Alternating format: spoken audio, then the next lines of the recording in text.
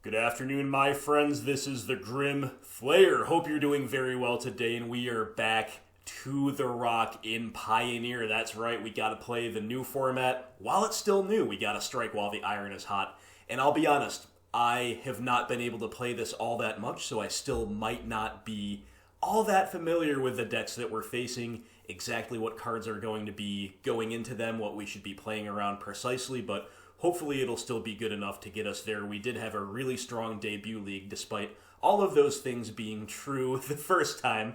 We had a 4-1 that was a pseudo 5-1. We were in pole position to win a game that we lost to the MTGO client going down for unscheduled maintenance. So we had to make that game up. We won it anyway, so finished with a pseudo 5-1, and I think the deck is better now than it was then. That said, the opposing decks are going to be better now as well, so we'll have to see how it goes. And the deck, even though I think it's improved from last time out, it's actually still a bit of a mess. I'll explain briefly, and then we're going to get straight into a league live recorded for you. So I have brought a Despise into the main deck in place of Duress. I believe that Despise is just better positioned than Duress if you look at the just based on the 20 or so matches I've played between the tournament practice lobby and that league. That's all I've done in this format. I see a lot more matches where I want Despise over Duress, and if you look at the challenge that just came out, the results were posted today, I think, or yesterday maybe. A whole lot of mid-range where Despise is probably better than Duress, but maybe we're moving away from discard in general. But and then we've got Copycat combo in a whole lot of go-wide decks. Devotion was very, very common, a good amount of more, traditional aggro. So yeah, I think right now I want the second Despise in the 75 over the second Duress, and the main deck one I want to be Despise as well. Otherwise, the main deck is the same with one exception. We have moved a Collective Brutality to the side, and we're playing a fourth copy of Abrupt Decay. It feels bad when things go over it, but I still think this is one of the very best reasons to be in these colors in this format. One of the very best pieces of interaction in the format as a whole, I would venture to say. I still like the variety of my one-ofs at the top end here because we're not sure exactly, the format still hasn't settled, not sure exactly which one is better positioned than the other, so we're going to play one of each. The sideboard is where it became a bit of a mess, but I think overall it is a bit better, and one change led to another and led to another, and before you know it, we're sitting at 15 one-ofs, so if nothing else, this will be a very interesting fact-finding mission to say exactly how different pieces of tech perform. But things that are new, we have added a Noxious Grasp as a nod to these go-wide decks that are often in green and or white, and of course Teferi and Oko being two of the most, two of the hardest nuts to crack in the format. Lifebane Zombie, similar concept here, just kind of different way to go about getting advantage against those decks or answering things against those decks. I do like the fact that it's an inherent 2-for-1. You could argue 2 Noxious Grasp is like a safer way to play, but I want to try this card. It's a very, very cool card if nothing else, and again, it has that inherent, really strong 2-for-1 potential if it lines up. I have added an Ob Nixilis Reignited. It seems like our deck can interact really well and kind of has to go out of its way, a little bit at least, to go over the top of some things like Sultai Midrange, which can have Dig Through Time played at minimal cost, things like this. So it looks a little bit incongruous, it looks a little bit clunky to play 3 5 to 6 mono walkers, but I think Ob is pretty well positioned, and I think our deck realistically can run these. Nissa and Garruk were probably some of the MVPs of my first league. And that's about it as far as new additions. We have, of course, trimmed around the edges of the sideboard to facilitate those. And we're getting straight here into our league. So let's tab back over to the deck and see what we can do, see what we can manage to do here. So we'll have fun today in Pioneer. I'm going to keep playing it as long as the content is being well received. Had some great view counts on the debut league, so thank you all so much for that. And of course, we will be going back to Modern Rock. Probably my next gameplay video will be on Modern Rock, but again, striking while the iron is hot. But don't worry, we're not moving away from the core purpose, the core mission of this channel. Kalitas and 6 lands. Looks like a mulligan to me. This looks like a fine 6 we're going to keep. And it's a real tough question as to what to bottom. One option is to bottom the Fatal Push as makes sure the hand goes off. But bottoming Gas when we have already mulliganed is a little bit rough, and Fatal Push is one of our best early plays. So I think I may actually take the high risk play. Yeah, I think we have to bottom push because we need double green and double black anyway, so yeah. Feels real bad. We're going to bottom push. If we're against an aggro deck, we're mega punished. We will have mulliganed and been on the draw and bottomed our best early interaction. But I think this is kind of what we had to do to make the hand function, right? And we draw another Fatal Push anyway, so there you go. Thought sees you. Fabled Passage Mirror. Okay, looks like Grixis. So JVP will die to the push. We could take Treasure Cruise because it's the scariest long game card. Dreadbore is not that big a deal, I guess. It's kind of annoying, and Kalitas is tough, but I think we're going to take the Cruise here. Just got to take that draw 3 when we're in a long, grindy match, and that's what this is going to be, unless one of our decks just totally fails to curve out.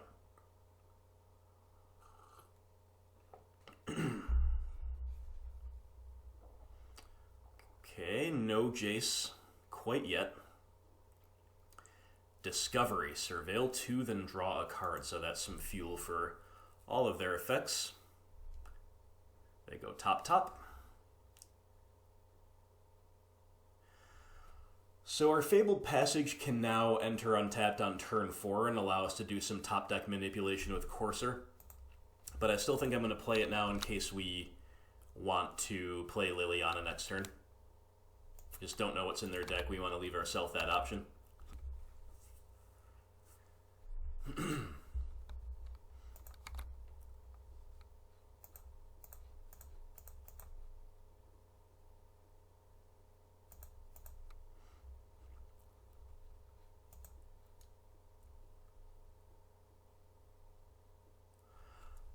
Deathrite Shaman, interesting.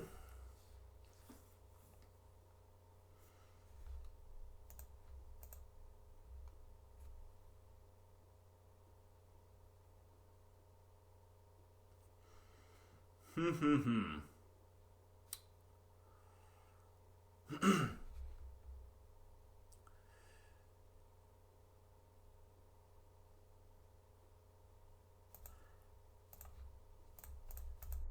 think we're playing Courser here. We don't get guaranteed value, but they're not going to have anything right now. And hopefully price them into playing the Dreadbore before they play the Kalitas, because if they go Kalitas into Dreadbore and then we can't answer Kalitas next turn, we're starting to lose. So if they Dreadbore this, I'm going to be pretty happy. They did. Alright, good.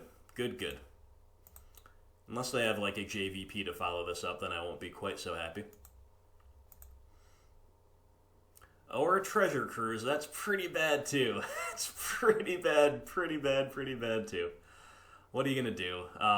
Yeah, we're against a Treasure Cruise deck. We took one away, they got the other. Well, we're going to start going on value plan of our own, I suppose.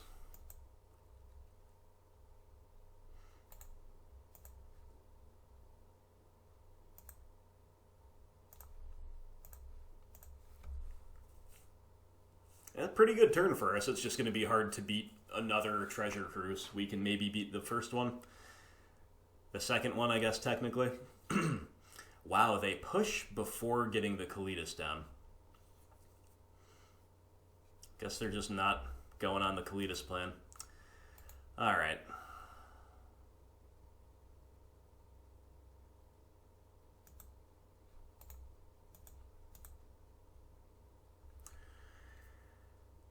So, do we really care that much about JVP? I don't know.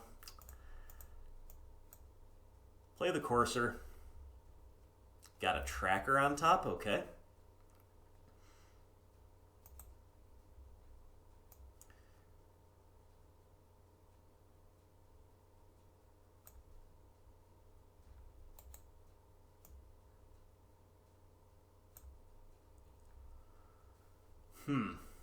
Trying to decide what the odds are that they have permission, if so, how much we care. I mean, Jace just fueling everything they're up to is pretty rough as well, but same time I really want to hang on to this this trophy for Kalitas. Guess we're just gonna say go for the moment.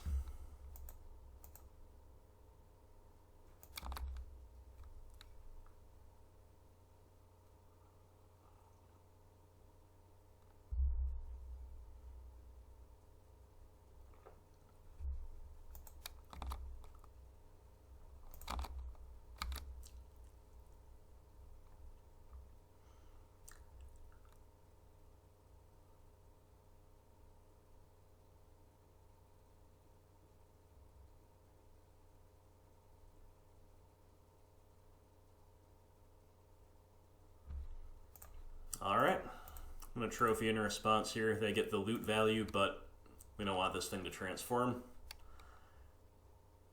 Once again, things happening, you know, resources being exchanged without Kalitas down, I suppose, is a win for us overall.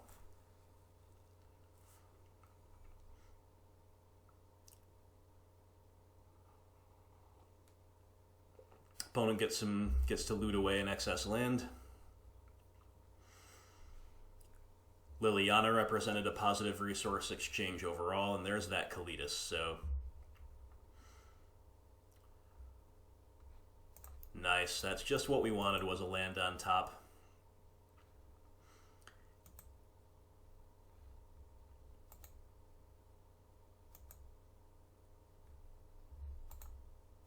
And Murderous Rider, good draw, coming up, so...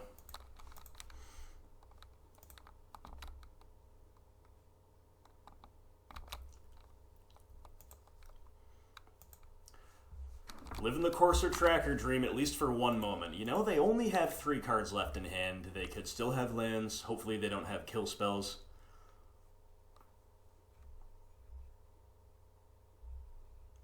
Is this a Drown in the Luck?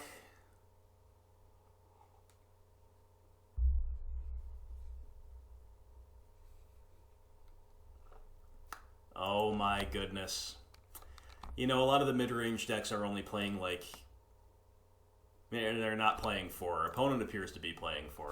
Ew, these are brutal to face. And then they shock in. Uh-oh. Uh-oh.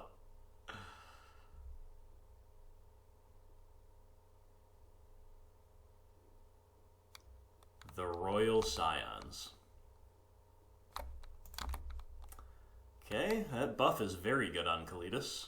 Obviously, the loot's really good too when you're just churning through the deck like this.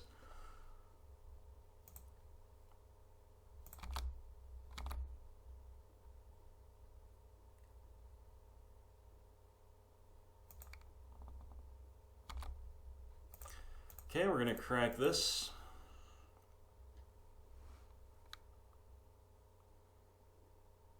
Wild Slash.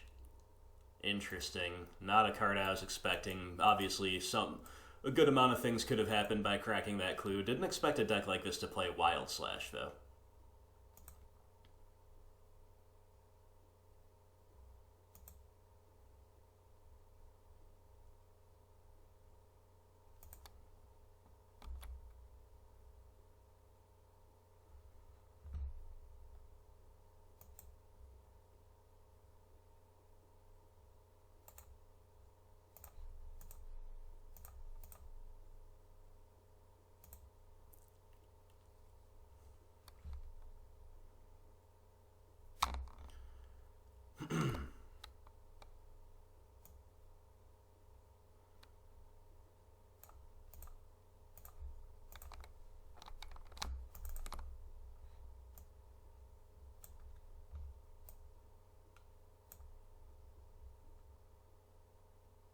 Oof, jeez.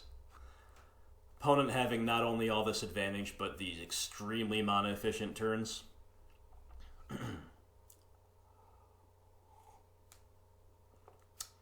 It's a little amazing that we're still in it, since they've resolved 2 treasure cruises and otherwise curved out really well. I think it is testament to the grinding power of our deck. And like every time the opponent's looted, they've pitched a land. It's been very nice for them. Okay, Fatal Push. Yeah, we just are gonna use our stuff.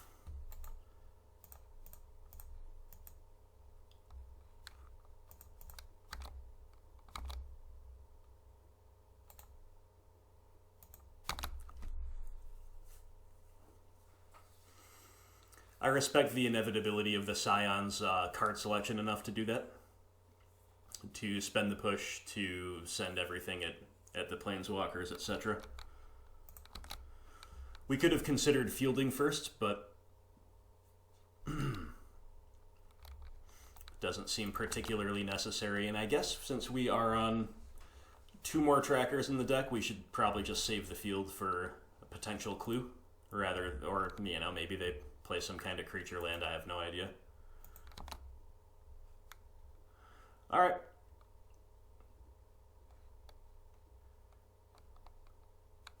Okay, more selection from the opponent. A young Pyromancer. Oh, this is not a good matchup for us to face. That I can tell you, especially first thing. Just thought seizing to generate a token, I like it.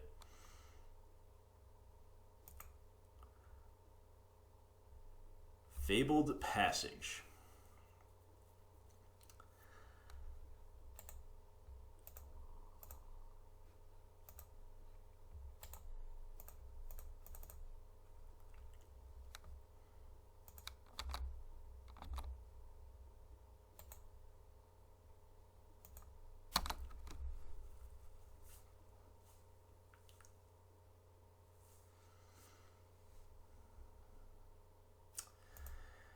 Okay.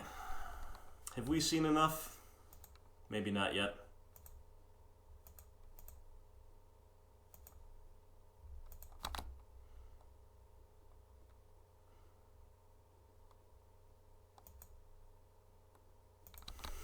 Okay, second Kalitas.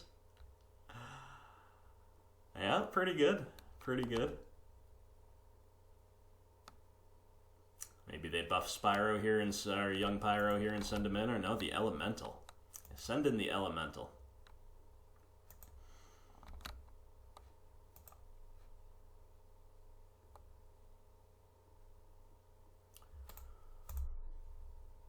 We've been outground by a much grindier deck. Not the type of matchup I want to face. I think decks like this that have just a million X for ones, including probably 4 treasure crews, are pretty bad. Overall, they're very beatable, I think, especially post-side. Especially if we can get some of our, Grave Hate incidental value going. But, yeah, I don't want to face big mana that goes over the top of me, and I don't really want to face a deck like that. Otherwise, I think we're in a pretty good position against, from what I know of the meta. So we want to... This is tough because we want to kill Young Pyromancer for sure now that we know they have it, but we also have got to kill things like Kalitas. So these are the only 3 cards that I definitely want. Also Veil of Summer. 4 cards I definitely want. Bile Blight is interesting.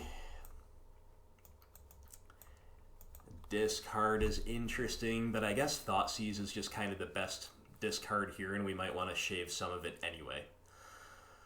And honestly, most of our deck is good against them anyway, so I think we're going to cut at least 1 Despise, 1 Thoughtseize, probably a Collective Brutality. Just get ready to grind. Buckle in for the grind. What's our worst remaining card of the 61? We could go down to 2 Thoughtseizes, or we could cut maybe like a Grim Flayer, because it's not a 2-for-1. They have a lot of ways to kill it. So basically, third Thoughtseize or third Flayer. Why don't we go all the way down to 2 Thoughtseize on the play? We'll be more proactive on the play. If we manage to take them to game 3, we'll swap out a Flayer for Thoughtseize number 3. And maybe make another change or two, but I kind of doubt it. I think this is our best 60. And look at our deck. We've got a ton of grinding power, too. Don't get it twisted. We can compete with decks like this. It's just those treasure cruises, man. Okay, this is the kind of sort of proactive hand we were looking for. Yeah, we'll keep it.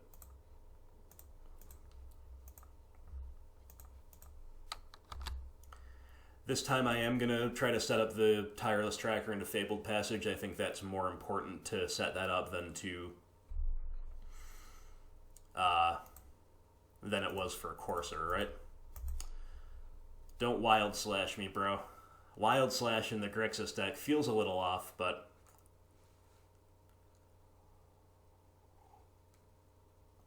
maybe I'm wrong. I have no idea. They've got to compete with the low to the ground aggro decks too, and maybe Fatal Push alone doesn't do it.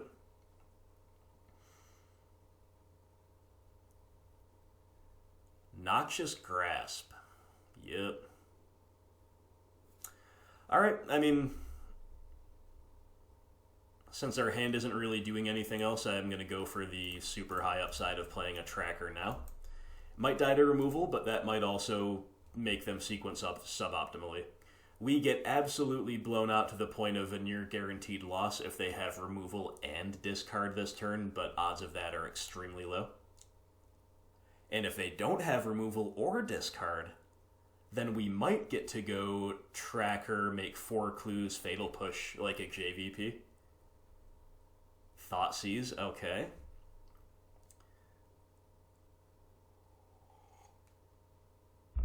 So there's the discard, don't have removal. Okay, they don't have it.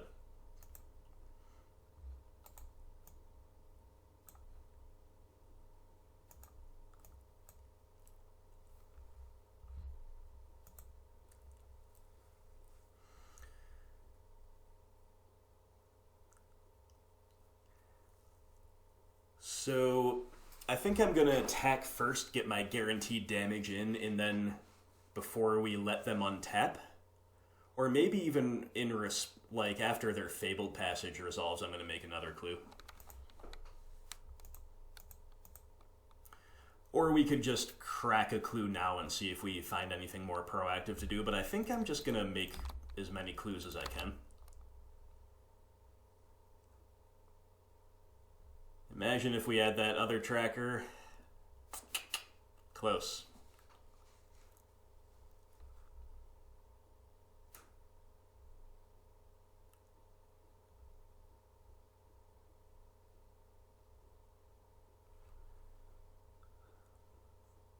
I mean, like, cracking a clue now, yeah, there's just not all that much that it does, so we could find, like, a Thoughtseize to take away a Treasure Cruise or a Scavenging Ooze to start eating away at the graveyard, but I think we want to try to get the guaranteed value.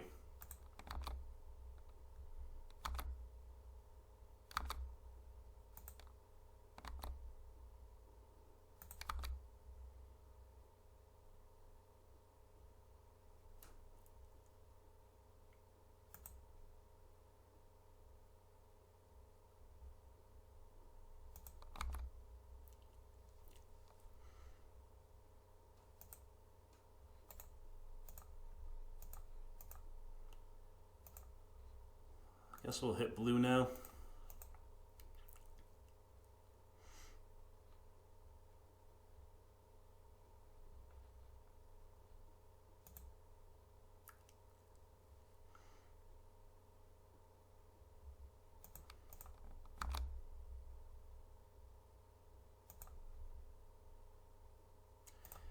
I'm going to play around Wild Slash, I guess, just by cracking a clue now.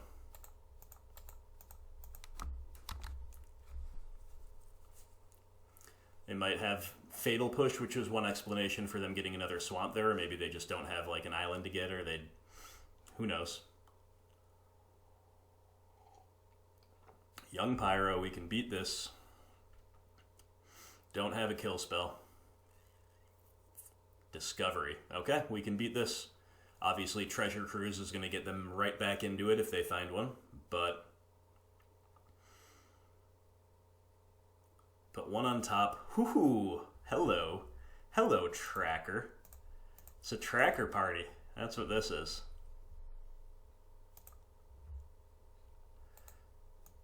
So I'm actually going to decay a Pyro rather than push it, because I think push to kill Kalitas is nice. This is also more mana efficient.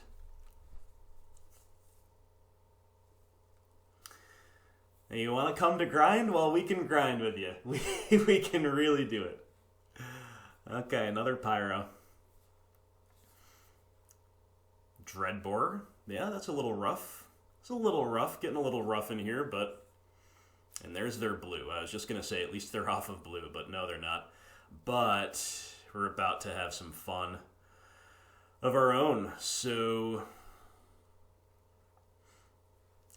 I don't really want to push our decay and elemental. So I think we begin by cracking a clue. Looking for another land. Nope. Still pretty good.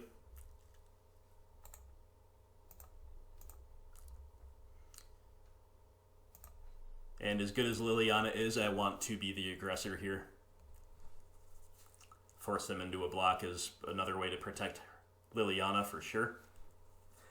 Thoughtseize is not a bad draw, though. If they do resolve a Treasure Cruise, we get to clean up after it. Royal Scions. Looting a Royal Scions. More Dreadbores. Pretty annoying. Veil of Summer, huh? Alright. The last card in their hand is definitely not a land, so okay, they concede, sure. I was going to say now is a pretty clear time to Thoughtseize. Would have been interesting to... I think we probably would have been priced into buying back a Tracker just because it's so good. And because we need a way to pressure the Scions. But anyway, we didn't have to go through that decision. So, good stuff. And I think I'm going to follow my earlier projected plan of swapping out a Flayer for a Thoughtseize here in Game 3. I believe Thoughtseize is still the correct discard spell to play. They haven't pressured our life total that aggressively in either game, and they've got a lot of real problems and a lot of different card types, so we just want to be able to take whatever we got to take.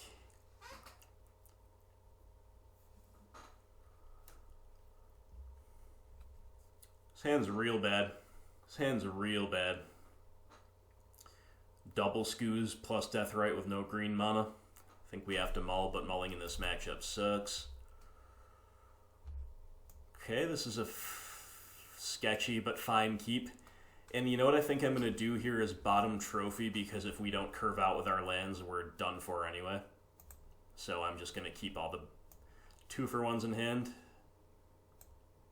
Plus, of course, the turn 1 Thoughtseize. Alright. So we hope the opponent kept a mediocre hand just because they don't want to mull in this matchup. And we hope that they don't go too crazy while we draw lands number 3 and 4. That's pretty bad. Turn 1 Thoughtseize here is pretty bad. I imagine they take our Thoughtseize, but yeah. So now we can't do anything about them going crazy early. Deathrite.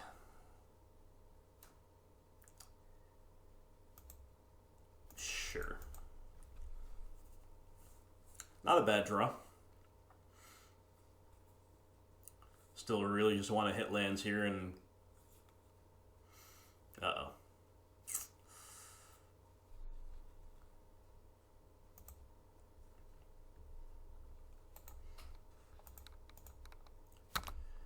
So we've whiffed on lands twice. Really bad. But if we draw the third one here, it's pretty much gonna be fine, potentially. Obviously, we still have to compete with what they're doing, but we at least won't be losing to our own stuff. The Deathrite might not live. Are they playing Kolaghan's Command too? Oh, of course they are. Oh my goodness. Alright. So, that's awful. I'm going to get rid of their Kalitas, I suppose. Trying to decide what to discard here is going to be rough.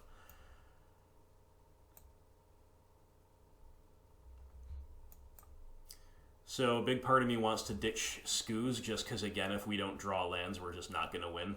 I think that's what I'm going to do. But it's a little risky. But we just need that third land untapped off the top. We can never do it. We can never, ever do it. Now we're just at their mercy as they curve out, as they filter, as they do everything. Missing that for 3 turns straight, and them killing our Mana Dork can't get much worse.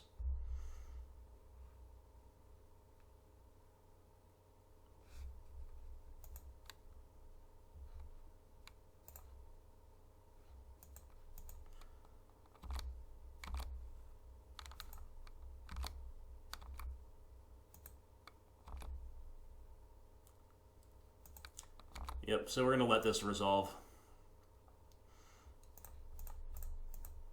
Then we'll decay.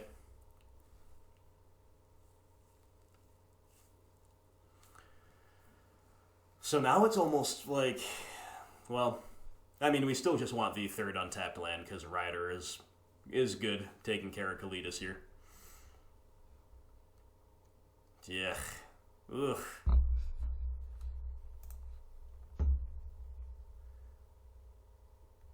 Okay.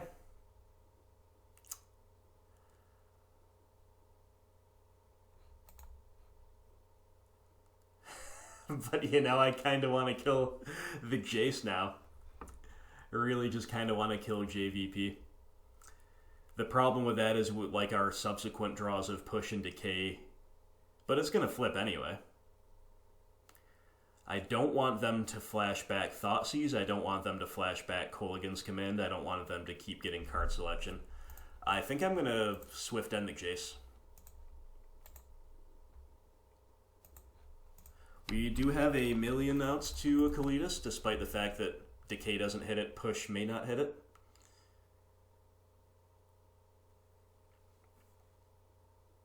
This is obviously very risky in some ways, but I think we give them the inevitability if we let the Jace live. Oh my goodness! Oh, guys. Oh, guys, what's going on today? We hit the Decay instantly. Alright, I'm going to shrink the Kalitas here. We got to play a little defense.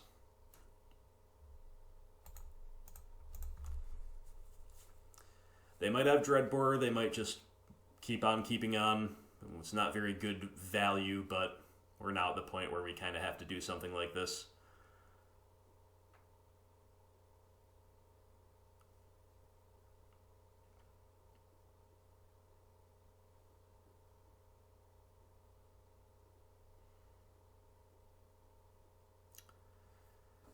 Okay, sure. Sure. It's possible, you know, maybe Tracker was a better pick there because they could have like a Young Pyro follow-up that we really need to kill too. But, you know, if there's a third JVP, then they just have us. Why do I say these things out loud? At least I'm calling the shots. At least I'm calling the shots. This has been a miserable Game 3. So unlucky, such bad feels, but we're not dead. We're just, we just keep getting punished pretty seriously. And now we've got, I mean, I'm just going to keep killing the Jaces. Eventually they're going to run out of them.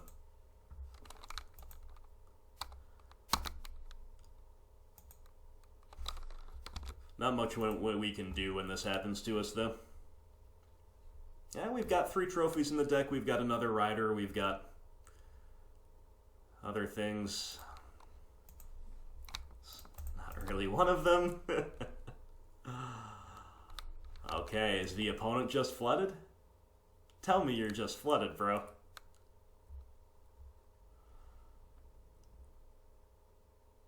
Dreadbore.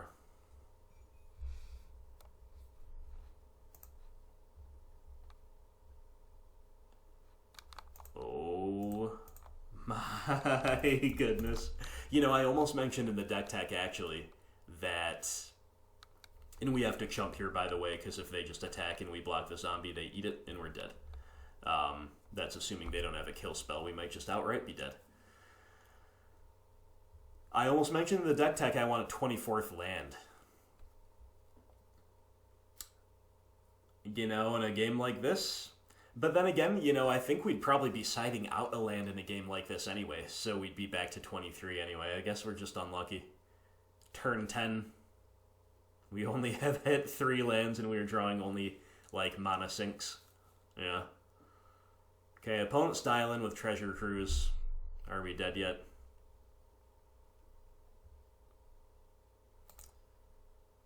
Okay, we sure are. That was rough. Well, I mean... 3 very lopsided games. They did this to us while we stumbled games 1 and 3.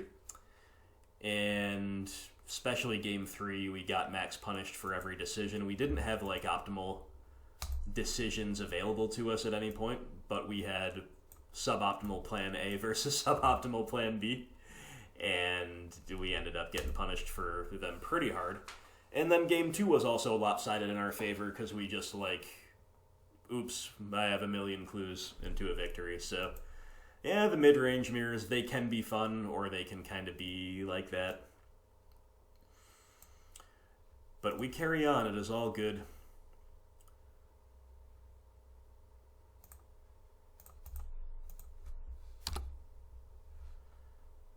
And we're playing Deathrite Shaman. We're casting Deathrite Shaman, so life is pretty cool. Life is pretty cool regardless.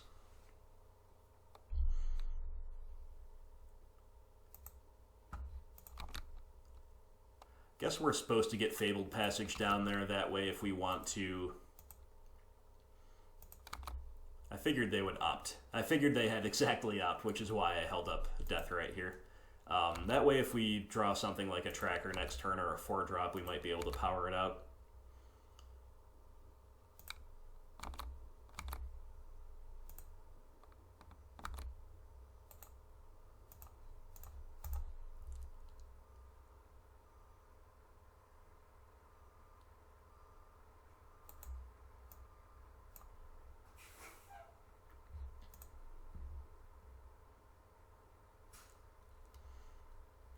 Grim Flayer's a bit of an annoying draw. Also a bit annoying, I guess, more importantly, that I didn't get a forest last turn. There were reasons to get double black here.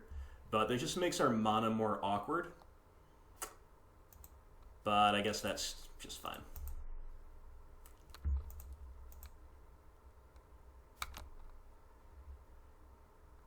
And this is kind of the role I like Deathrite Shaman in, you know, like whatever they're doing, we're disrupting it in some way. Like, if they're trying to get value out of the graveyard, we deny that. We are advancing the clock.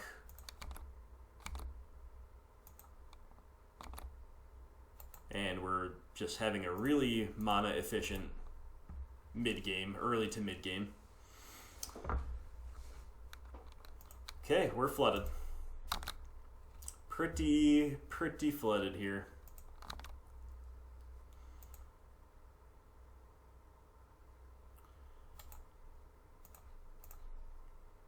Alright. Opponent's playing removal.deck. Red removal.deck specifically, which our early stuff happens to die to. It's probably a pretty good matchup for us, though. You know, like a Thing in the Ice deck with a lot of burn spells. I think we're pretty strong against. And now we draw a Tracker. Okay, at the risk of it running into permission, I'm going to try to resolve it. Nice.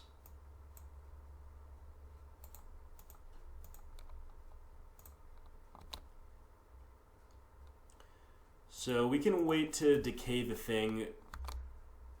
You know, even if they manage to have a bunch of spells in response, I think getting our tracker bounced is not the end of the world, and it's going to make them do relatively suboptimal things like this. You know, just casting things that they wouldn't otherwise need to cast right now to try to get this thing flipped. Okay, so we can't play around that. Might as well decay the thing now.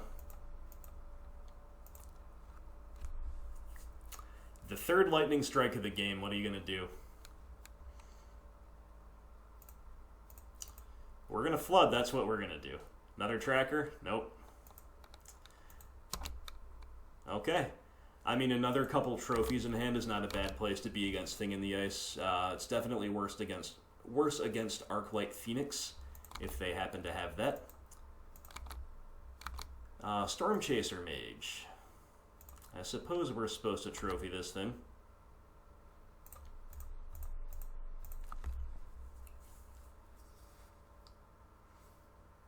Sure. Don't mind this trade too much. I'm sure they don't mind it either. They get the prowess value. Oh my god. Can we not flood like this? It's not how this league is going to go, is it? Like, I hate to complain, I really, really do. But I just don't have time to play all day, so if I, like, carve out some time to record for you guys, I want it to be like a good league. We don't even necessarily have to do that well, we just want it to be a good league, you know? I think I'm going to just trophy in response here. They're clearly going all in on this.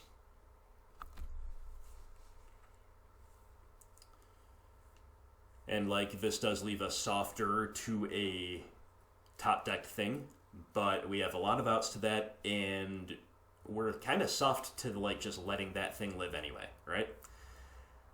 Draw Thoughtseize. My goodness. Alright, we just keep attacking, and we're going to sandbag the Thoughtseize to force a spell through if we ever draw one.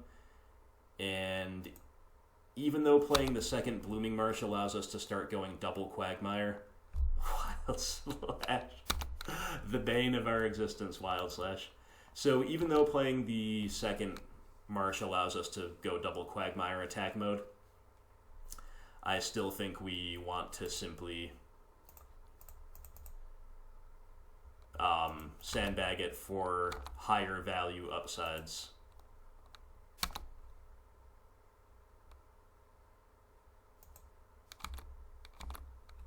Such as Tireless Tracker.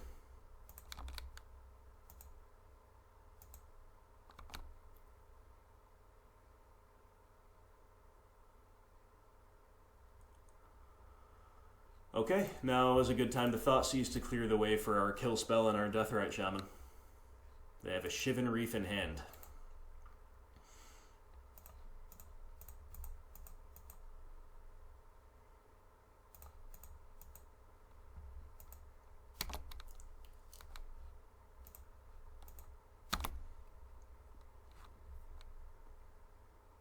They top deck a Swifty. Sure.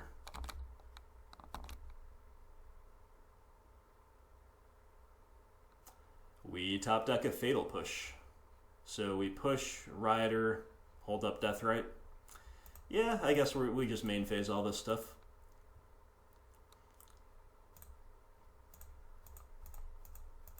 Pretty good draw.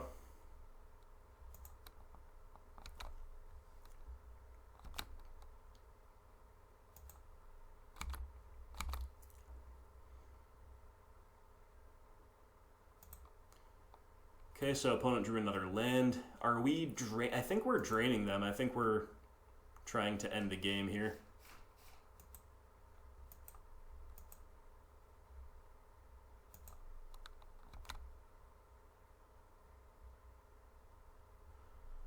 Abrupt Decay is some good insurance, I suppose, for most of their draws.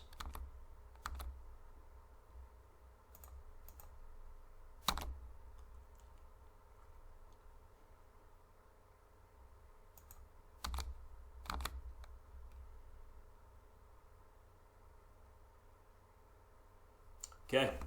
Opponent definitely flooded there. Unlucky for them, but I think this matchup is good no matter what. We didn't have a perfect curve out either, far from it, right? So, pretty confident that we can win one of the 2 post-side games here.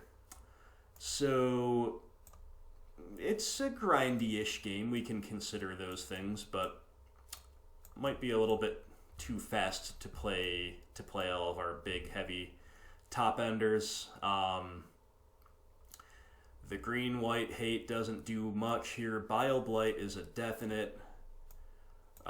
Brutality is probably a definite.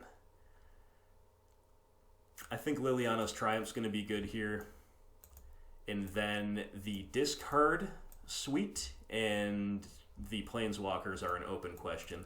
Let's begin by playing these and looking at what's bad. The discard's hard to rate because obviously we want the flexibility to take a spell or a creature, but we also, our life total's a little bit low. There's potential to get a little bit low against this Prowess deck. So I think what I'm going to do is just play 1 Duress and 1 Thoughtseize. We're going to cut the other Thoughtseizes, we're going to cut the Despises, and we are just going to lean on our gigantic removal count to beat their creatures on board, right? So we'll disrupt the hand a little bit, and we'll kill the board. We'll kill the stuff. It'll be great. It'll be great. Now, do we want to shoehorn in Ob or Nissa or Garruk? I think Garruk is the best one, but obviously the highest cost as well. But in terms of his abilities, like, for the matchup, I think he's the best. Once again, I think Grim Flayer is a little bit weak here against the Shock deck. So let's cut a Flayer. We'll just put 1 big bomb in. I think that's sufficient. I don't think we need to go too much deeper into that technology there. And I think Garruk is the best one because he doesn't lose us life unlike Ob Nixilis. He kills their things, which of course we want to do. He's a single-handed win condition. I'm down. I'm down for that keep here.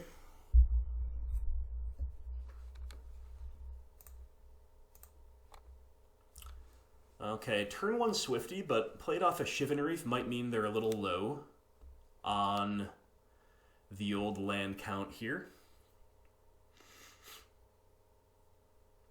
So how do we want to sequence our lands here? I guess a 1 Fabled Passage early is fine. We'll still have another one in the back pocket for Tracker. We'll see what they do here before we decide which one to get as well. Like if we get, getting Forest makes the most sense, but then we have to shock in Overgrown Tomb, which could be pretty painful.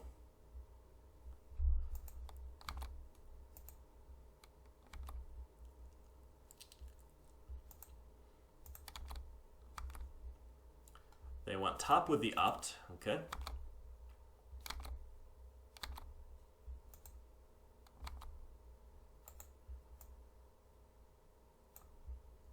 Alright, so I smell a Spell Pierce. That's what I smell. That's what I'm worried about. So, if we do want a Brutality, we shouldn't escalate. And if we're not escalating, maybe we just cast Abrupt Decay instead, right? Yeah, I think we're going to play around the Pierce, and I think we're going to price ourselves into the Decay on the Swifty, which is not really ideal, but, you know, if they are holding up Pierce, we are saving some damage that way as well.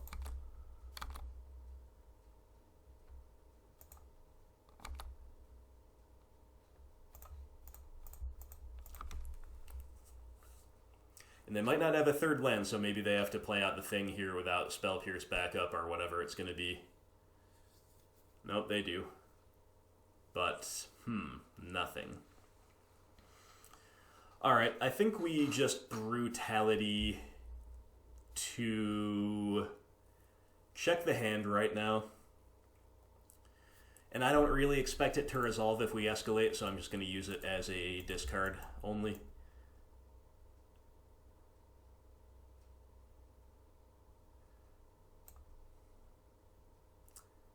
Or we could just jam Liliana, and if she trades with a Spell Pierce, maybe that's fine. Nah, we're gonna clear the way. We're gonna see exactly what they're up to. Okay, no Spell Pierce, so we could have, and they just have 3 removal spells in hand. Yikes. Pretty clear take of Treasure Cruise.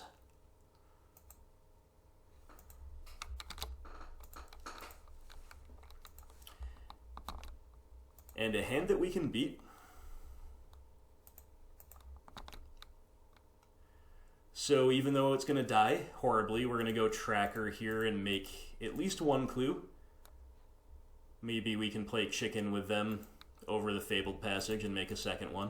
And then we get to buy back with Liliana. Okay, didn't have to play chicken that hard. Do we want triple black? I think with our hand we probably do. Also bluff push this way.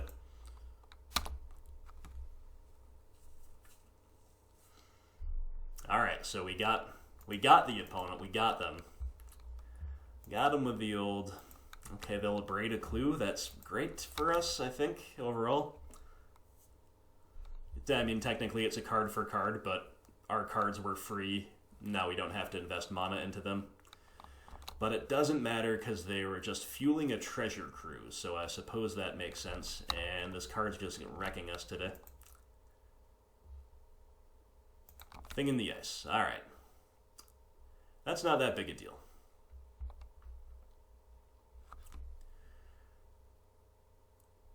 So because we got black, we can decay and play Liliana, and I think that's what we're going to do.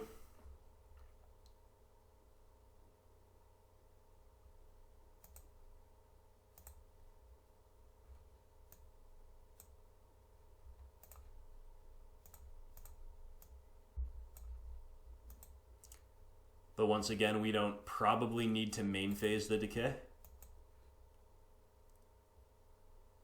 You do wonder if they're playing something like Dive Down to give hexproof. I don't know. I don't think we're going to play around that. Doesn't seem very likely, right? And we have the clue here anyway, so we're just bluffing the clue. It's not clear that we're holding up push or decay.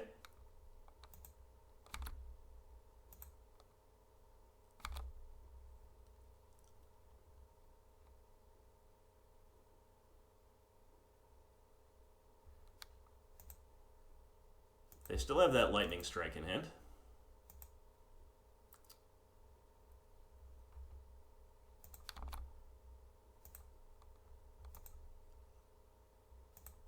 Okay, so our Liliana was a 2-for-1, that's fine.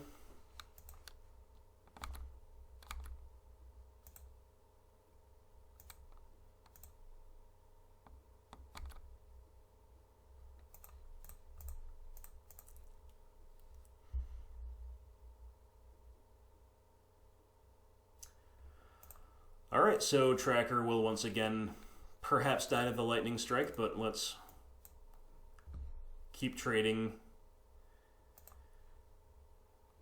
at advantage for us.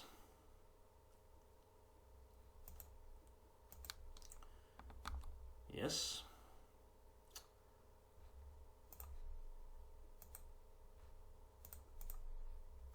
Okay, let's hope they don't have a treasure cruise literally right now. That's the thing I'm most scared of by far.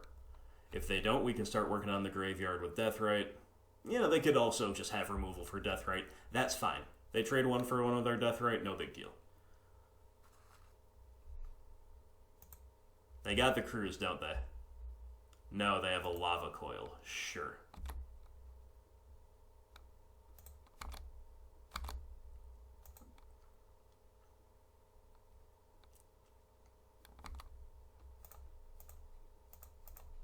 Okay.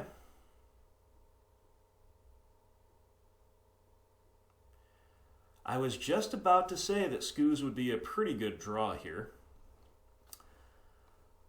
So, I don't think we need to hold up Rider. Let's crack a clue first.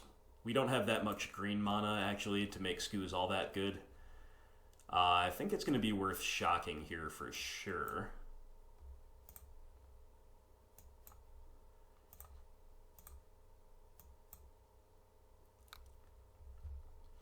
And I think I'm going to just start eating things main phase to play around a top-decked Cruise and top-decked other things. They could have things in hand that we're not playing around by doing this, but I think that overall this is the correct sequencing. Unfortunately, they only have one creature to eat. But I think we... Do we become a 4-4 or do we... Yeah, you know what? I'm going to play around Lightning. Yeah. Only one creature in our own yard, too. Yeah, I'm going to play around Lightning Strikes. We give them a tiny, tiny window with this, but like eating one more spell doesn't do that much. Alright, cool. Now we survive a whole lot. You know, they kind of probably need another Lava Coil to kill Scooze. And if we get to untap with it, of course, we get to start really controlling the graveyard. Oh, they got a roast, too. They just got everything. They just got it all.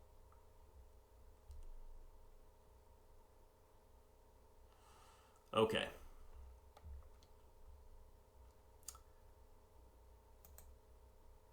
Let's not forget we've got Castle Locthwain here on the battlefield. I like activating it now, even though it's not... There's a lot of things we cannot cast off of it. Duress is cool, but I think we're going to save it. Awkwardly, we're not holding up Rider any longer. We're not... I mean, we can add a counter to Blast Zone, I guess. It's the only thing we're really holding up. Alright, another Scooze. Sounds like a great time to Duress. Abrade and Shock. Well, we'll take the Abrade.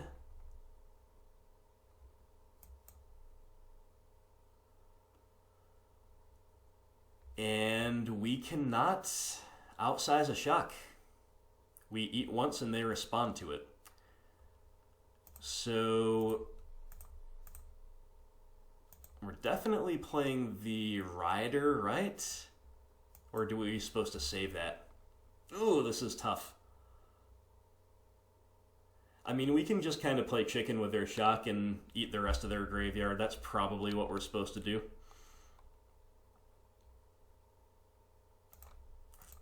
Treasure Cruise is just too good, right? I'm going to hold up field here.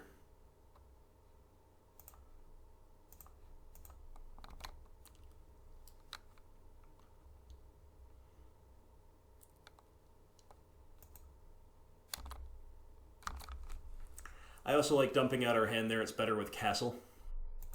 Okay, Storm Chaser Mage, a little annoying. But then again, a good reason for us to have saved this as we did.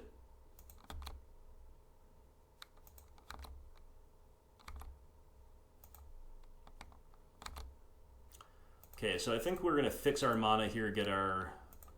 Yeah. Get our second forest. It's funny that we're fixing our mana with all these lands down, but you understand what I mean here. So let's just start eating away at the graveyard, I guess.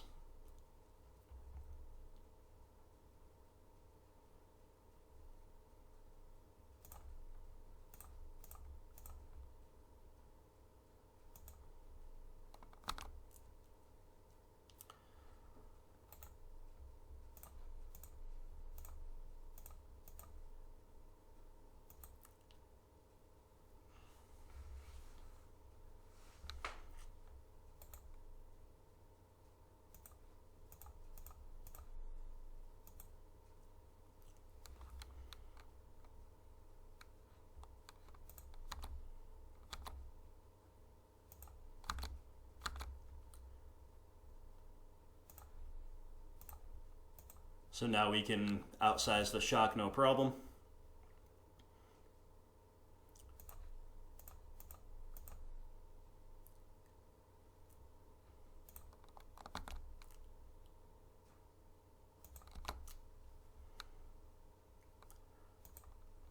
Alright, so we've officially stabilized here. Then we can start eating the graveyard to take care of a treasure cruise, hopefully. Next turn before they get one. They're refilling the graveyard rather quickly, though. That's the big issue with that thing. A little scary, actually. So we'll just eat anything here on the end step.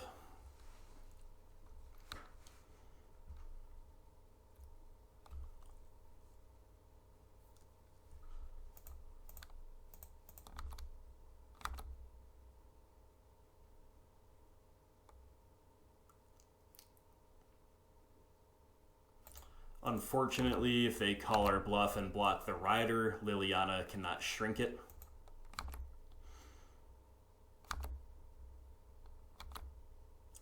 Enough where it dies, so I think we're gonna dump this land and then activate the castle. See what's what. Another swamp, not the greatest.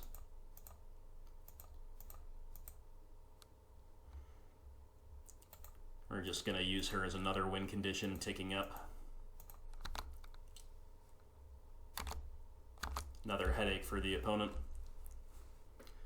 Narset, that's a very good top deck.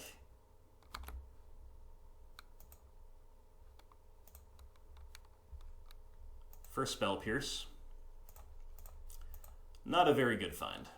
Okay, they'll concede. That's going to do it. We got there, we got there, we got there. Alright, cool. So, just like the Grixis matchup seemed bad, and that proved to be pretty correct, variance notwithstanding, the blue-red matchup, the Izzet Thing matchup, proved to be pretty good. Again, variance notwithstanding, I think these things are true, and so far our results have reflected that. So, two pretty cool interactive matches overall. And we're 1-1, breaking even. Deck looking pretty great.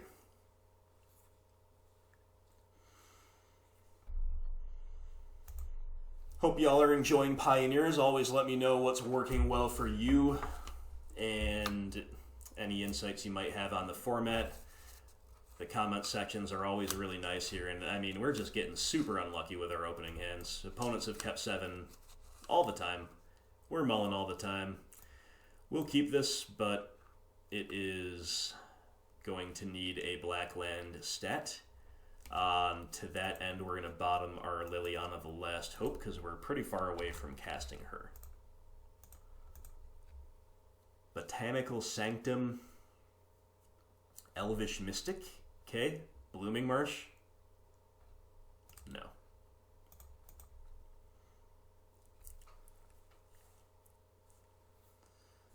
Really need to be able to push and decay things like Elvish Mystic on site most of the time.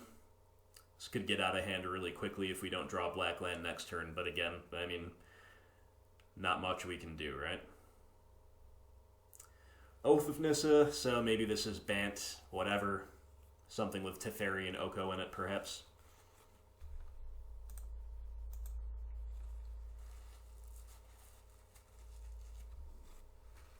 Yep. Again, we're calling the shots today. Yeah, that might be the best thing we can say about it. Gilded Goose.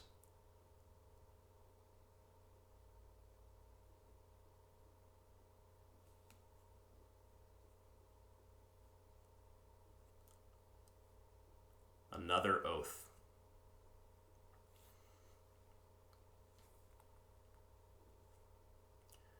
Mana Confluence, huh? Can we draw black land? No, we can draw black spell.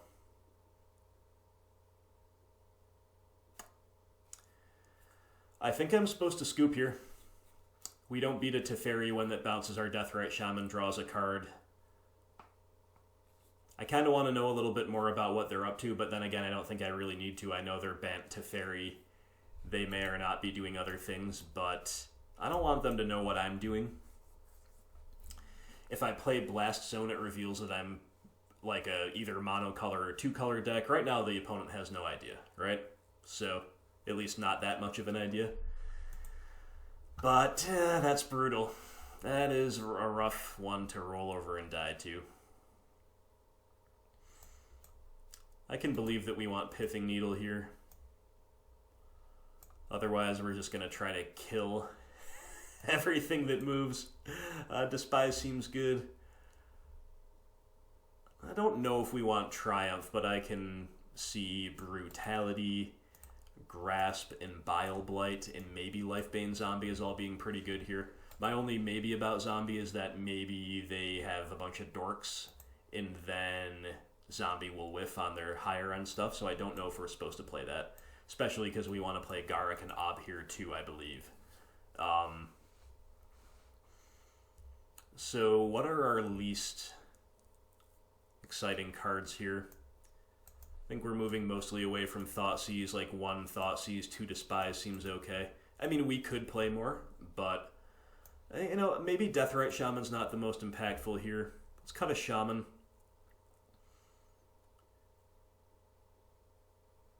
The rest of our deck looks awesome. Maybe Courser is the least exciting grindy card.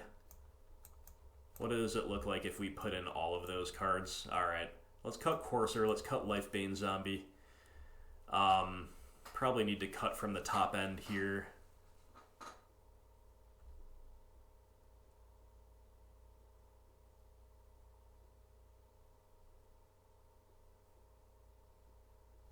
I still don't mind a couple Deathrite Shaman, but let's cut another one, I guess.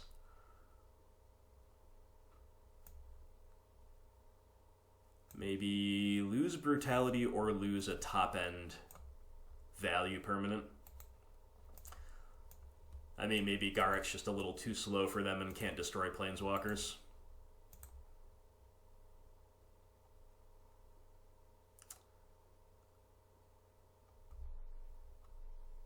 Sure.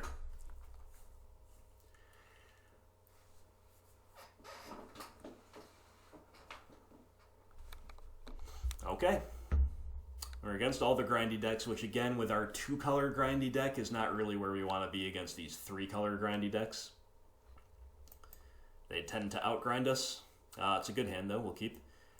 We have advantages with our relatively painless and more consistent mana base and our utility against the decks at the more linear ends of the format, whereas if it's just kind of a, you know, if it's like a grind war, then we're slightly unfavored. I think we're competitive, but on average we'll be slightly unfavored. So we can kill Elvish Mystic. Oko, Teferi are the takes. Oath of Nissa is a reasonable take too, but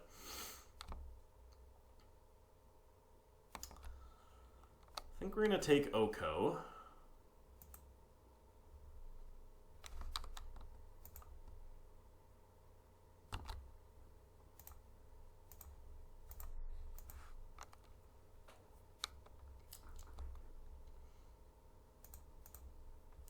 Pretty priced into the push here.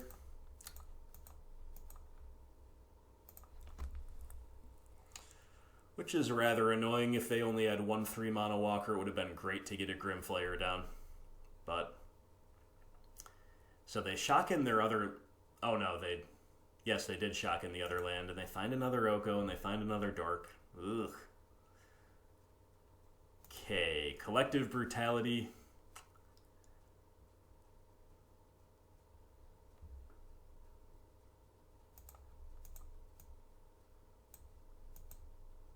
I think we're just going Flayer mode here.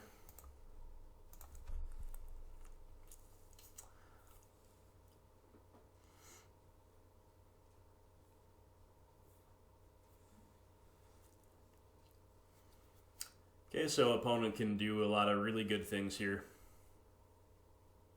There's like no bad play that they have, whatever they do. But that's the most obvious one. Ooh, they attack with Llanowar Elves. Well, we can just kill Teferi on the crackback. Are we supposed to do that? Or maybe that's just too bad against Oko. This Field of Ruin is killing us, not letting us play double Flayer. Yeah, I think we need to play Flayer and just kill a Lanny Elf here.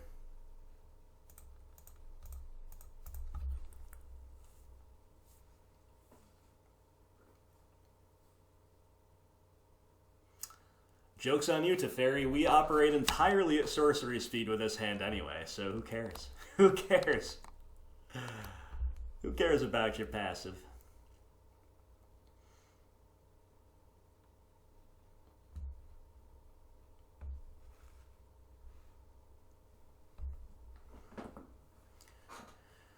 This would be great if the opponent got a little greedy with Oath of Nissa planning to snag a land and they don't get one. I don't think that's that likely, but that would be a glimmer of hope for us. No, instead they just get Felidar Guardian, everyone's favorite card in this format.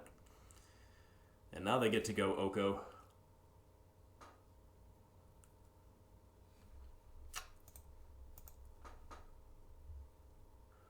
Ooh, did I think I might have forgot to bring in my Noxious Grasp, which I don't remember. No, it's in here. Okay. I just had a weird moment where I kind of thought that it wasn't.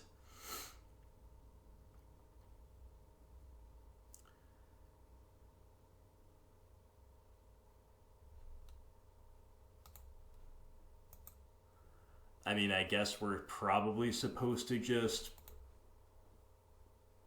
kill Teferi, play two things. We can't let them blink Teferi with Felidar Guardian.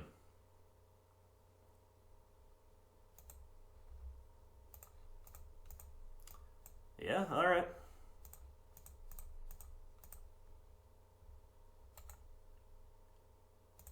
You know what card would be really good here? Tarmogoyf. Tarmogoyf would be great here.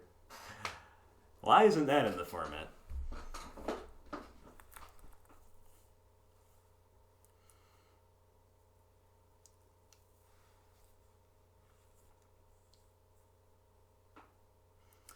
I mean, we've got a million good draws. We've got Noxious Grasp, we've got the Murderous Riders, we've got...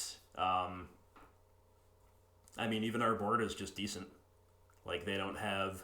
Like, blinking a Planeswalker with Felidar Guardian is disastrous for us as a value-oriented deck.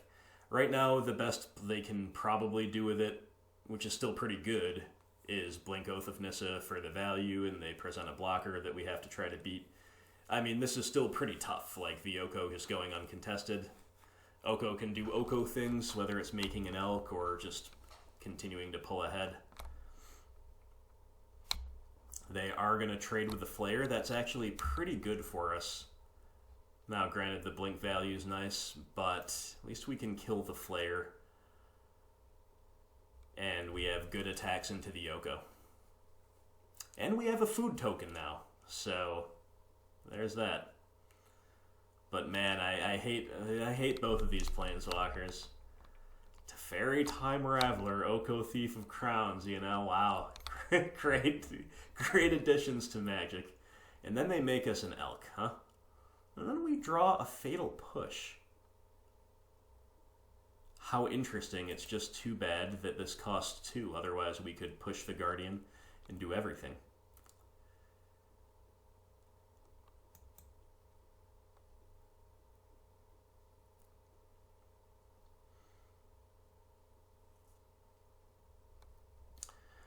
Well, what we can do is just push their Flayer, and then attack, and then Brutality the Guardian after the fact. I guess that's our play. It's not ideal, but it's actually pretty good, all things considered.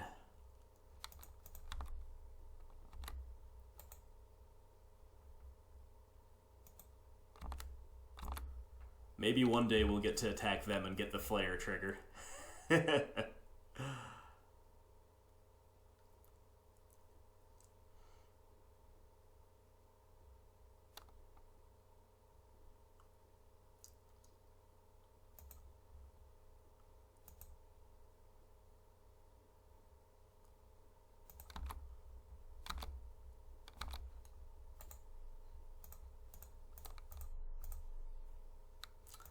Alright, Guardian, see you later. Will this be enough? I kind of doubt it, but if we keep gassing out off the top, then maybe.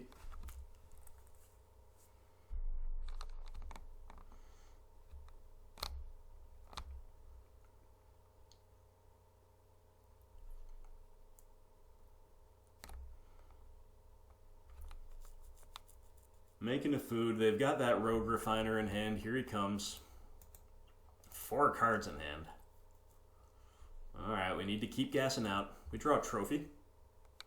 Okay, that counts, right? So what are our options here? We can trophy the Refiner, and if they don't have anything to say about it, we just get to attack and kill Oko. Or we can trophy the Oko, but then we don't really have great attacks. So I guess we're just going to kill the Refiner. Now, it's efficient to field first, but I don't think we're going to. Because I don't know what that could turn on for them. You better not have Veil of Summer. Do you have Veil of Summer? Why wouldn't you have Veil of Summer? Just get out of here with this stuff, man. You know, I'm gonna avoid ranting about this card. I'm exercising some self-control. Alright, let's just shove all in on the Yoko, give them the trade with the Flayer or with the Skoos, whatever they want. The Elk, I should say. This format is cool, but it definitely needs some curation. Like, I love the Rock, but there's not an enormous reason not to play a deck like this, I don't think.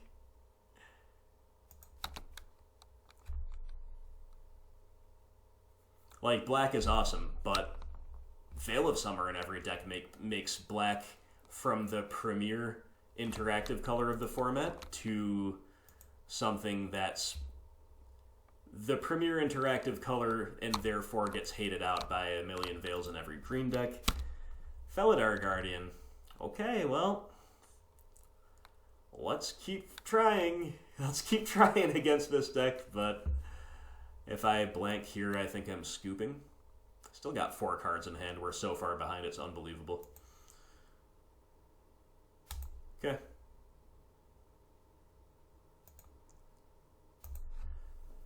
Not too interested in playing that one out. Sorry, my friends. Sorry about Oko. I didn't do it. I didn't design him. And we are running against some real tough matchups this time. Our first league out, you know, we were against a variety of stuff, but now it's just the value piles with Oko and Teferi. And the Grixis stuff, the treasure cruises everywhere. It's all a bit rough. I continue to think the Rock is going to be good here. I continue to think it still is good here, but we are more of, like, as always, the good guys of the format, you know, like policing the linear decks more than winning the slugfests as much. And once the format takes a couple bans, we're going to be better off as well. Nothing we play is going to get banned. We'll keep. That said, we've also been pretty unlucky this league so far. Hopefully we turn that around and we get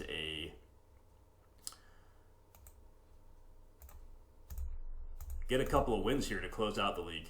So Thoughtseize You, we've got a good hand, and it's another Bant value pile. So Reflector Mage is an excellent card, but I'm not that scared of it because it's not in the Modern Humans tribal shell, right? So I think we're going to take... It's really unfortunate we don't have a kill spell for JVP. So I think we kind of have to take him. We at least can take one of their Cocos at a later date. Maybe we'll draw another Thoughtseize and get both Cocos, but really, really sucks that we don't have the ability to do that right now.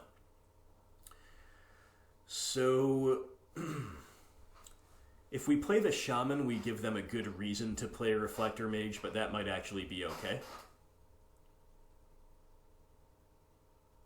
I don't mind getting the Reflector Mage out of their hand early. So we're going to do that. We're taking a lot of damage here. Spell Queller. Ooh. Okay. Still kind of got to take a Coco. And now I'm definitely playing Shaman, because now we're giving them some tension between Reflector and Queller. And if they do go Reflector, hopefully we start drawing some good stuff soon. They go Reflector. And we draw Courser. Yeah, I guess that's better to resolve right now than Flayer, I suppose. But we really just want to see some kill spells, don't we?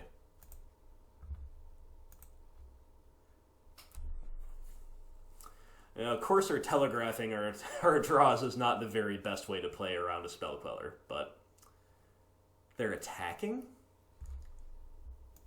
What does this attack mean? This might be a bluff attack because we're pretty low on life. I'm gonna take the bait. I think it's a bluff attack, and if it's not, well, they're gonna do something that costs mana, presumably, and maybe we won't be getting quelled. Another Reflector. Okay, well, that'll explain that. We've got QB. So we could go Flayer... we can't even go Flayer Shaman. Alright. You know what time it is? It's QB time. And we can even freely attack with it. They cannot even double block this turn if they wanted to. And we're holding down the ground nicely. That's a good play there. That's a good play right there. Oh my god, they just keep ripping this stuff. Oh.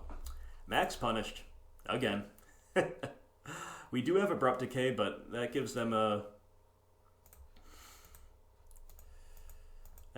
some real tempo here, but we're still gonna just main phase Decay. And get a Scooze down. Scooze is pretty good here. Potentially. These are things like this board presence just lets us play around Spell Queller so much better. They just have to stop ripping like Reflector and Deputy style effects. They've ripped 2 straight. They don't rip a 3rd. They're leaning on Queller. Good. Good, I'm glad. I'm so glad. So...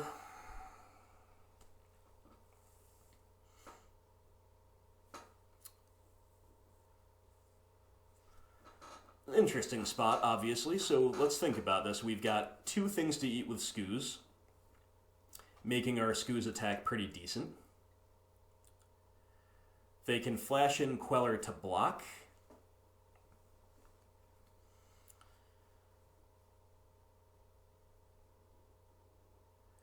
If we lead on Grim Flayer to draw out the Queller, we cannot play Courser as a follow-up. So we can't lead on Flayer as Queller bait. We can either lead on Courser and then go into Flayer, or we could lead on Deathrite Shaman.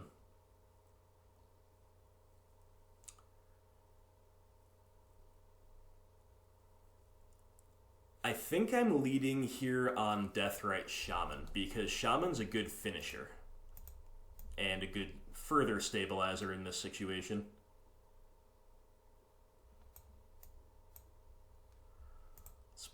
Make a land drop first. Complicate matters more for the opponent. Okay, they don't take the bait. So we are just going to go QB attack. Play cautiously here.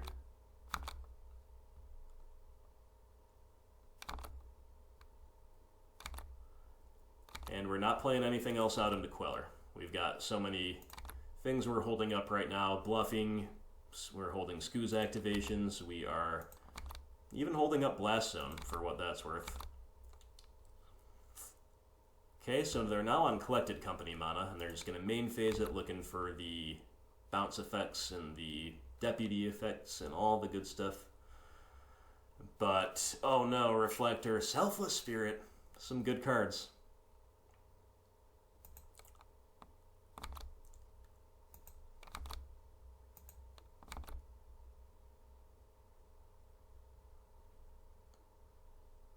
Okay, so...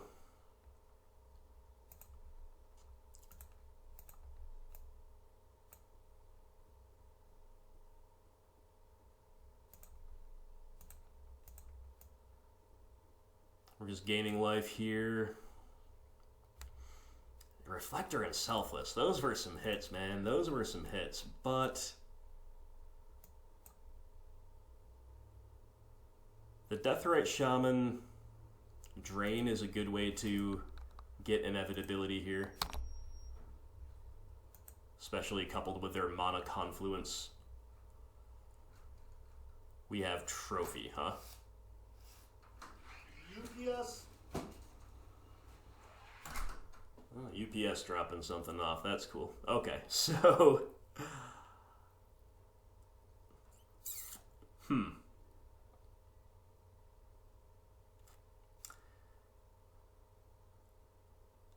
I think QB is the play. Oh no, right, QB's gone. QB's gone. So I guess Courser is the best blocker here. And I guess that's roughly as good as playing a trophy. Might not, it's not going to unlock something from them. It might gain us a life here. Might gain us 2 life.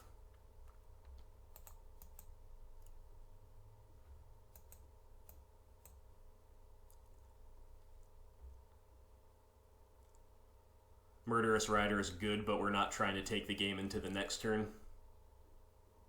We're trying to just gain life now and drain them twice with Deathrite Shaman until the game's over.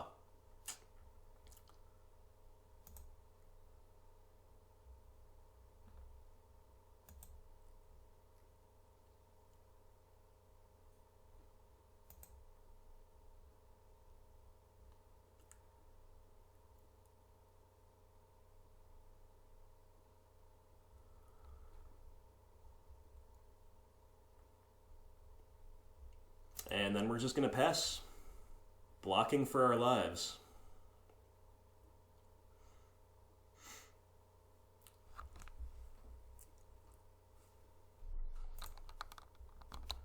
Holding up Deathrite Drain. Or even Deathrite Life Gain if it gets really weird, technically. Plus Skoo's activation, plus Trophy. Okay, that's game. Alright, we hung on there. We stabilized against pretty scary progression. That stuff's really good against us, too. We're facing a lot of really tough decks. Like, the Collected Company, like, this is just a straight Bant Company deck, which is good against us in Modern. Probably pretty good against us here, too. I guess we play Cage to compete over Collected Company. Definitely like Garruk here. Probably Ob, not sure about Nissa. The stuff does go over the top of Queller, remember that. So, that's something.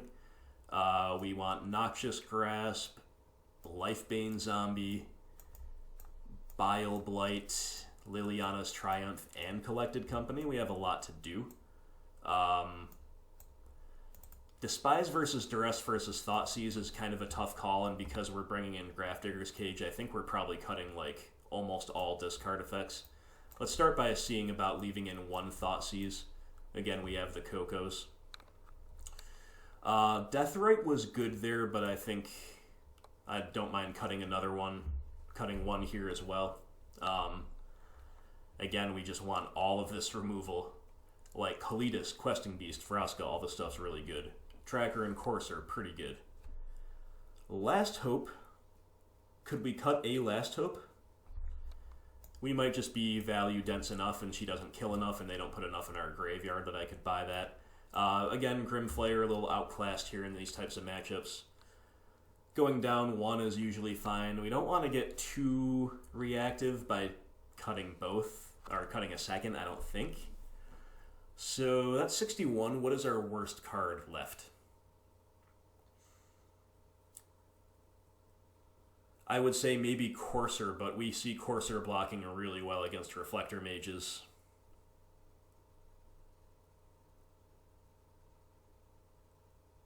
We're going to be on the draw.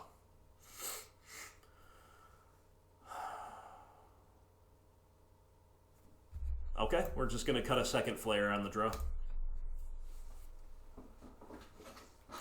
See how we do.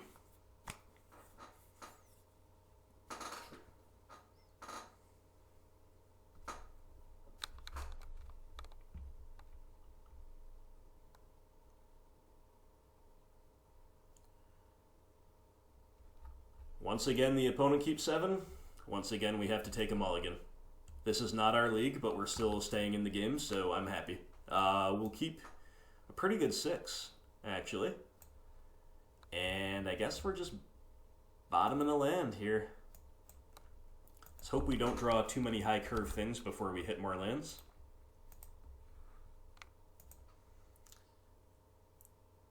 I guess bottoming Tomb was better than bottoming Quagmire, technically, but like if I top deck Fatal Push and they played a Dork, or a Thoughtseize, the one Thoughtseize that's in there, or the 2 Deathrite Shaman that's in here, I don't mind giving myself that option, but alright, we've got a bunch of 2-drops in hand. We even have a proactive one if they don't do anything. They play Voice of Resurgence, which is extremely good against us. One of the most annoying things they could have had here, I guess, but we're probably supposed to kill it before they get Queller online. Sure. Man, this is where the mulligan just kills us. Because I don't want to, don't feel like I can afford to escalate. I think we're just going to assume they don't have Collected Company. Probably in some trouble if they do. If they, curve out toward it being on the play. Keeping 7, all that. Already getting a 2-for-1 out of us this early. So they're just on the Queller. They're just on Queller. We're not going to play into it this turn because we have things to do on the end step.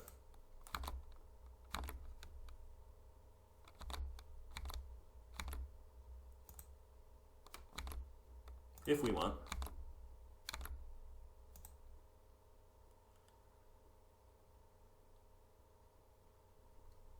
You know, maybe it's not even Queller, maybe it's just, Reflector and all this stuff. Okay, Oko. This is so rough. Because they don't have their 4th land and we're... Oh no, sorry, we have a Decay. I was going to say, we're about to give them one. I only saw the trophy. Never mind, we got the Decay. Get wrecked, Oko. Get wrecked, Oko. And now, my friends, it's time for what I hope is the feel-good moment of the league. Lifebane Zombie. Target you. Oh, yeah. They got double Coco. Well, that sucks.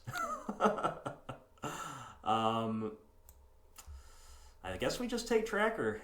You're not really going to want to reflect the old Lifebane Zombie, probably. Queller's annoying. But it's not really any more annoying than double Collected Company. Unless they don't hit the 4th land, right? Will they reflect? Oh, they'll just draw another Oko. Yeah, that sucks.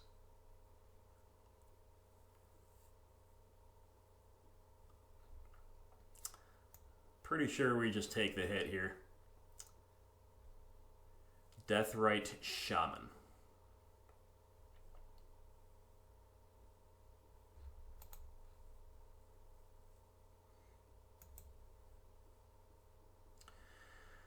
So we can swift end the Yoko and hit back, but then our life total's getting pretty low.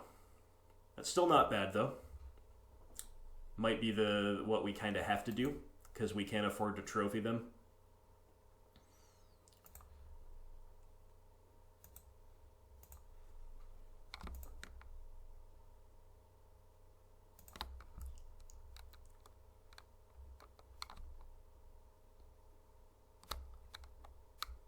Are we hanging back now to trade off? Yeah, probably. So I feel bad that I didn't do it last time. Maybe I should have just taken a block, taken the 2-for-1. But better late than never. Let's kill the elemental. That thing could get out of hand more easily. We also have more 2-for-1 potential Bile Blighting food tokens. Things I never thought I'd say. So we're going to lead on Flayer, and then we can Bile Blight the Queller.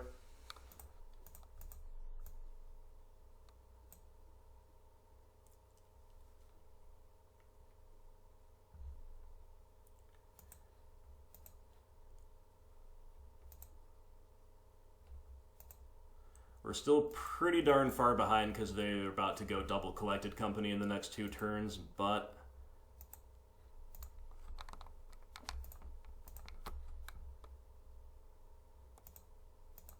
not a great deal we can do about it. We do have Delirium, so we're blocking well against Food Token. But they got Reflector, or they just main phase a Coco, see if they can get Reflector-style effects. There's one. Duskwatch Recruiter. Some more value to beat. Don't know if we can. Alright, so we can decay... We can just decay Trophy.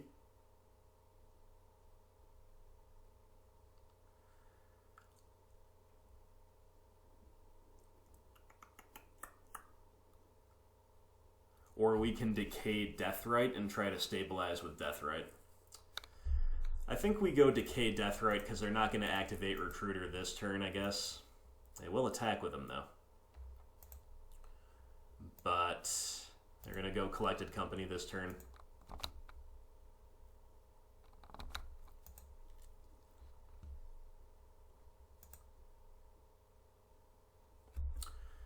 If they wanted to like make us have a Fatal Push, they could actually just cast Reflector Mage here instead of Collected Company, bounce the Flayer, and then they're forcing us to have Push or to chump with Deathrite Shaman.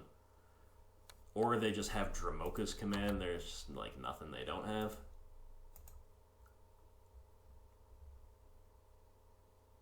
Oh my god. Oh, that was a horrible way to lose. Jeez Louise, that was tough. That was tough. Again, we're facing like just pure 3-color value piles. It's not good. It's not what we want to see, but at least it's entertaining. Hopefully entertaining, right? So on the play.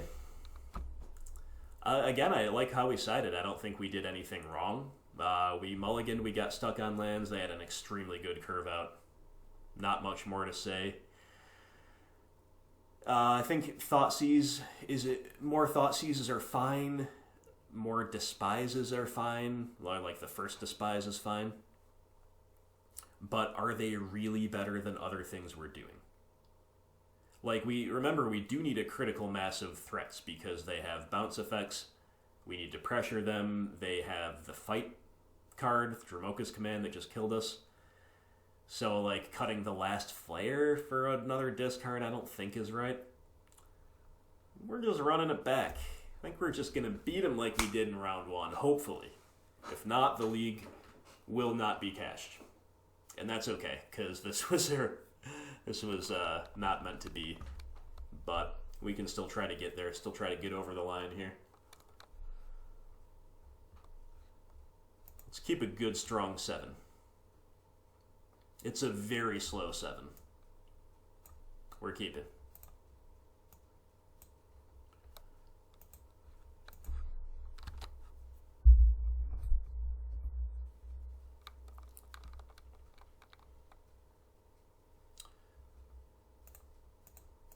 Yeah, Deathrite's an alright draw here.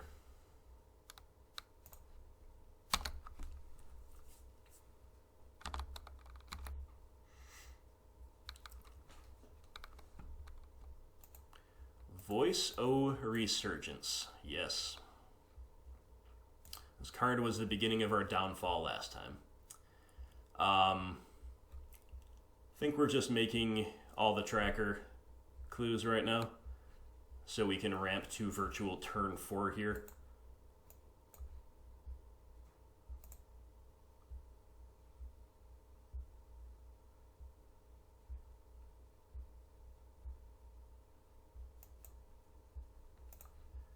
Making 2 clues here is not as good against their deck as it is against like any other grindy deck, because they have Deputy of Detention to take away 2 clues in one shot.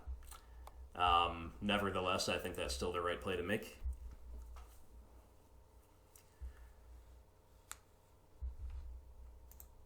Okay, I don't mind the opponent getting aggressive here. We'll see, of course, what else they have. JVP. Don't care much. I think we just... So if we crack a clue, we can still ramp with Deathrite to kill Jace. I don't know how good that is. I think we want to ramp to turn 5 Garruk. I think that's what we'd rather do. So why don't we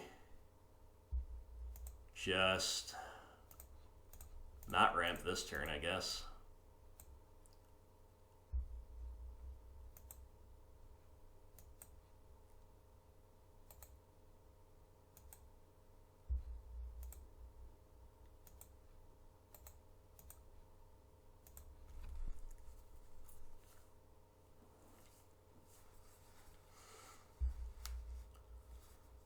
Okay, Glacial Fortress entering tapped, opponent taking a ton of damage off of Mana Confluence. Still getting aggressive with that voice. Okay, it's big Garruk time. It's definitely big Garruk time. The only question is what we do with him.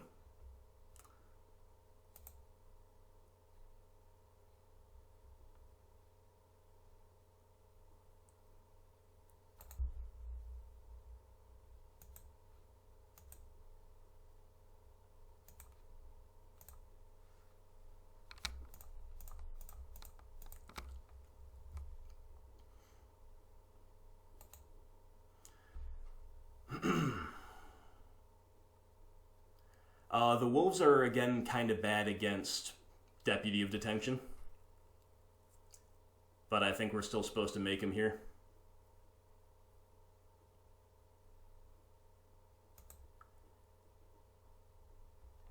And I'm actually pretty interested in this attack. Again, against exactly Deputy, this sucks, but their life total's low. We've got a kill spell for Ooze. We've got a million clues. Oh, this is tough, actually. Let's attack. Whatever. Whatever. They take the trade. Okay. Well, Tracker was a million for one. Oh, no, they hit the 4th land. Coco time. No Deputy, please. Of course the Deputy. Double Deputy. What? What? I have no words, my friends. I have no words. 4 clues gone, 2 wolves gone. BS. That's what this is. It's some old BS. And if they've got more Cocos, we're in deep trouble. Boy, oh boy, oh boy. You gotta make more wolves, make them have yet more deputies, right?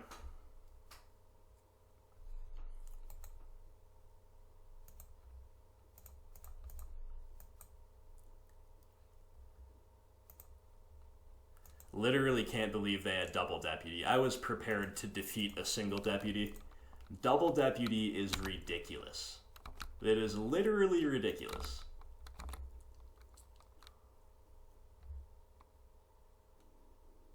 Of course they have the second Coco. Recruiter. JVP. Okay. They don't have good attacks. That's what they don't have. So we're just on the Deathrite plan, draining you. Punishing you for playing Mana Confluence in the 3-color deck. Lily the Last Hope is interesting.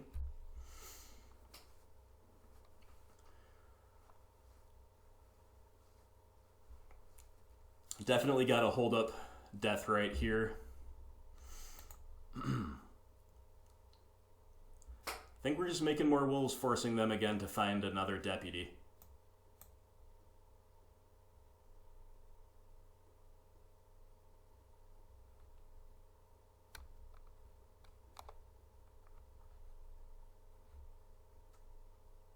And we're going to hit the recruiter here with this.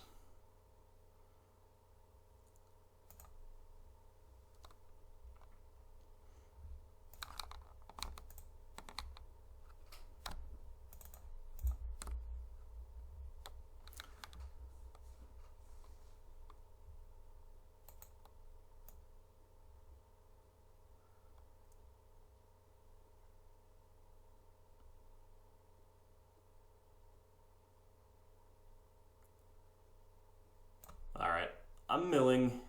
Oh, okay, QB I think is the take. Yeah.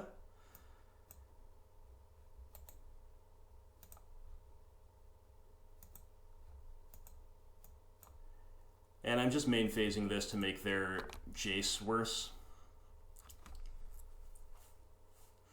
Might not be correct. I'm getting to the point where I'm suffering a little bit of decision fatigue here.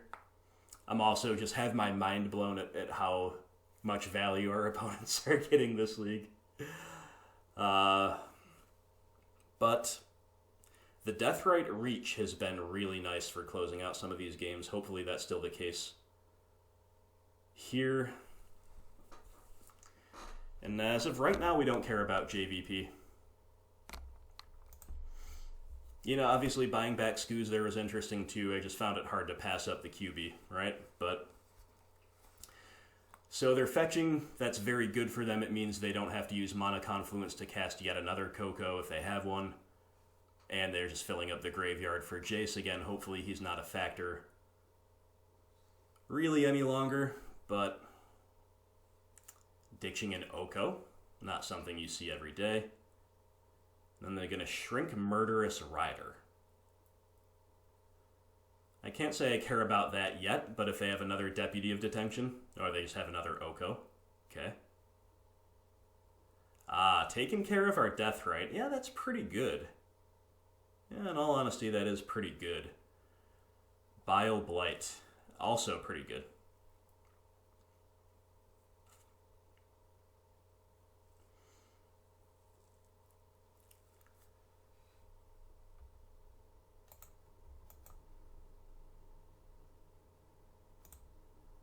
So we get to take up on the Spirit here.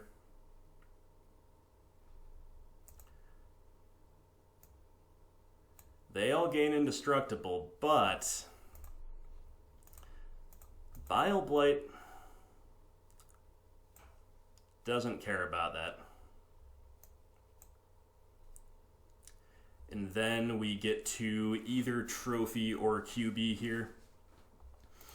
I guess it's just QB.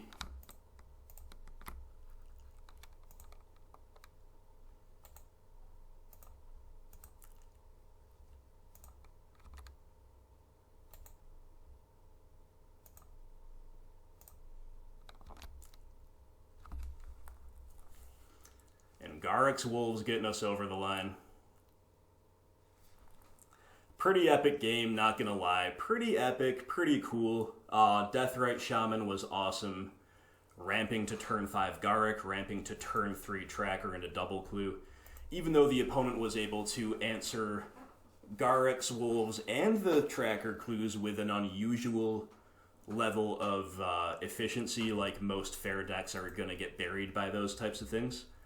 We still did get there, and Deathrite Shaman put enough pressure on them to force them to Oko it into an Elk, despite there being a whole lot of other things on the board. So I continue getting mixed reviews about Deathrite Shaman from people. People keep telling me that I should drop it, that I should play other things in its place. Or, you know, I don't want to say everyone's demanding that I do that, but some people are, and some other people are saying, hey, have you thought about cutting DRS? And then you see other people saying, this card's awesome, play the full 4. Kind of like where we're at. I kind of like, until further notice, until the meta settles more, playing 3 as a utility card, and that's exactly what it is. So we don't really want to see it in multiples most times. We want the freedom, but we do want to see exactly one can be leveraged in a lot of matchups. So, yeah, I kind of like it as a 3 of, but, of course, lots of work to be done going forward. Looks like a fine hand to me. The lack of double black is not as impactful here as it is in Modern. Hello, my friend, says Gimme Blood. Great fan. Oh, I was wondering if that was a coincidence that they said my friend. I gotta give him the catchphrase back. Good afternoon, my friend. Good luck, have fun as well. Mystic Monastery. Alright. Let's Despise.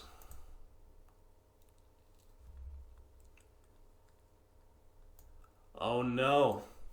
Oh no, my fan of the channel's playing Teferi. Identity crisis. What did I do to deserve this? Only kidding, my friend. So obviously a pretty scary hand. I think we're still taking Teferi, but Narset is a huge issue too. Just kind of hope they don't curve out, right?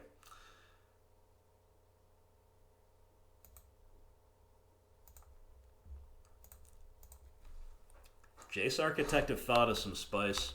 It's a good card.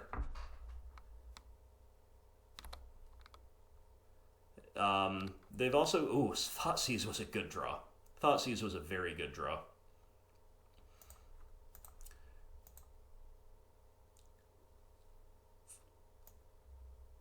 Okay, so they have the third land.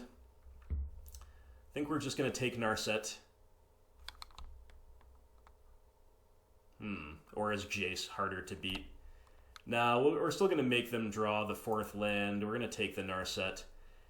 And we are going to play Deathrite Shaman out into the Wild Slash because they have Deafening Clarion anyway. So it's not like we can really go wide. This doesn't pressure Planeswalkers well, so I don't mind it trading 1-for-1 with a spell. And for that, I mean, it's possible they just untap and see what they draw, but probably the prospect of hitting another 3-mana walker off the top means they want to do that. They Wild Slash. Foundry, okay. So...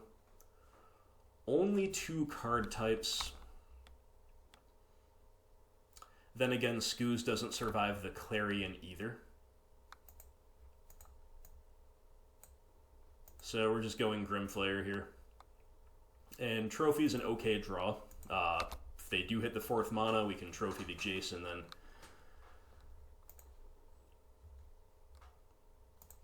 be in the mix from there.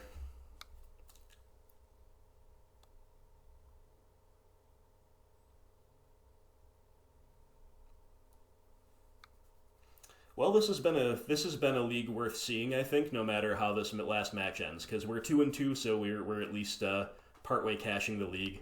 We run into a fan of the channel, which is always fun to see, and you're seeing 5 highly interactive matchups. So you're learning a lot about Pioneer through this, even if it's not really going all our way.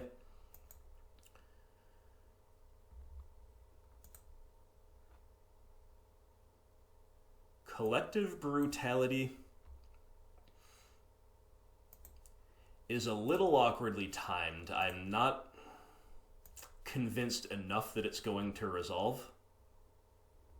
So instead I'm going to play a Scooz and eat to play around another Wild Slash. We can't play around Deafening Clarion without the 3rd green, but we can play around Wild Slash, possibly some other things. Another Narset, yeah. That's bad, but at least we can pressure her very effectively now. Oath of Chandra. ETB deal 3. Well, we gotta get around that by eating next turn, I guess. And 2 to each opponent if a Planeswalker entered. Sure. Field of Ruin.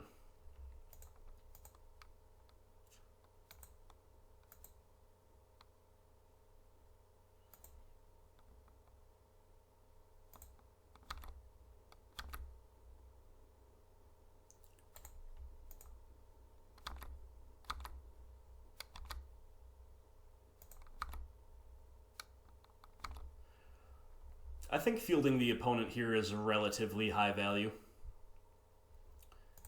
So we're going to eat to a 4/4 first. We're going to hit the Tri-land here. And we do have another swamp to get, if I'm remembering my own deck correctly. So now the opponent's mana is a little bit worse. And once again, Brutality will probably hit, but I think it's better to be a little more patient with it in this spot.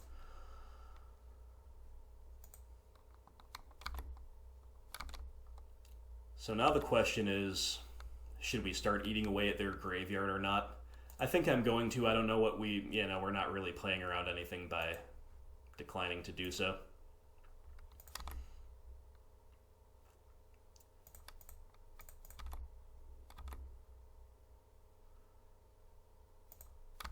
So now would be a really good window for Decay, or for Brutality, if we had a follow-up play. Since we don't, I'm kind of inclined to just pass again. Might be wrong, maybe we're supposed to hit it, but...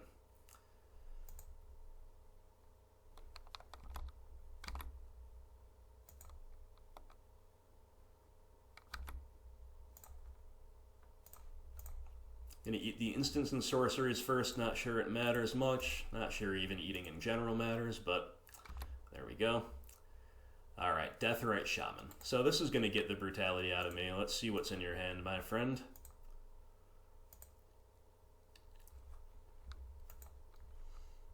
A whiff. After all this time, a whiff. Ugh. You hate to see it. Sarkhan the Masterless. Okay, Jeskai Superfriends. Confirmed.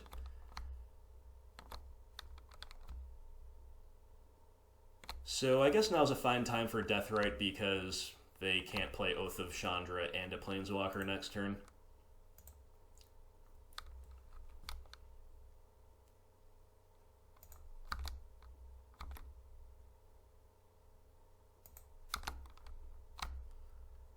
Sarkhan can make a dragon and turn Planeswalkers into dragons.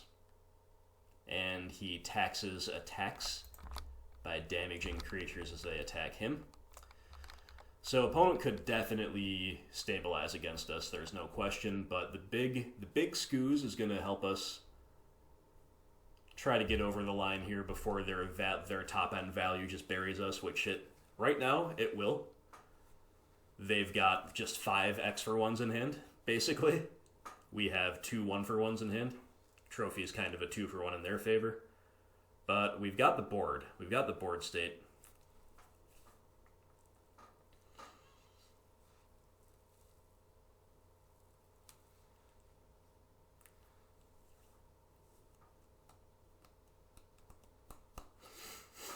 Well, no one can say this format's unfair.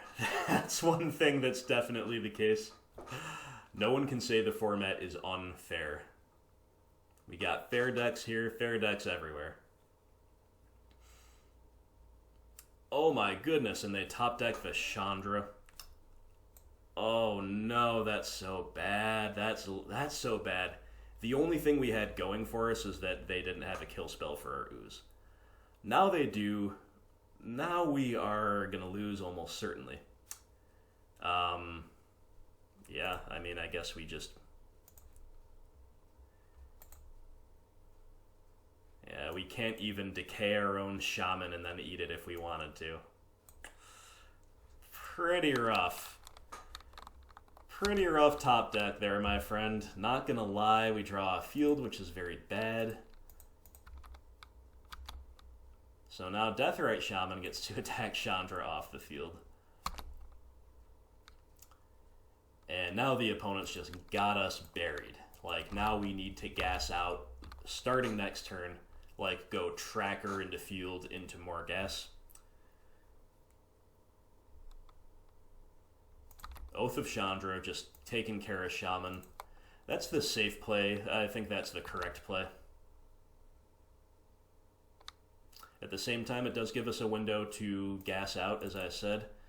Okay, Courser is not bad. I really would prefer Tracker, but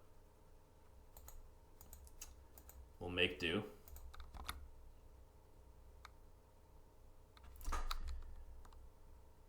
Having no basic left to fetch with field is super rough. Courser does survive Felidar Guardian blinking this, so that's definitely a point in its favor. Maybe they don't have Sarkhan mana yet.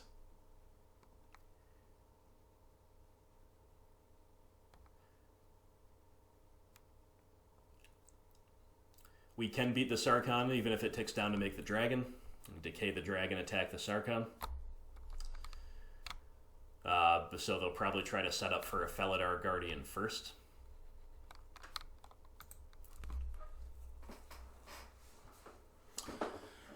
Oh boy, I'm tired. Hope you guys are enjoying this content, because this has been a lot of work on my end. 5 grindy matchups in a format that I'm really unfamiliar with. Second league I'm playing. And the deck's hanging in there. Okay. Sarkhan mana. Now, what are we doing with it? You know, Jace just is not a bad play. Jace +1 or Jace -2.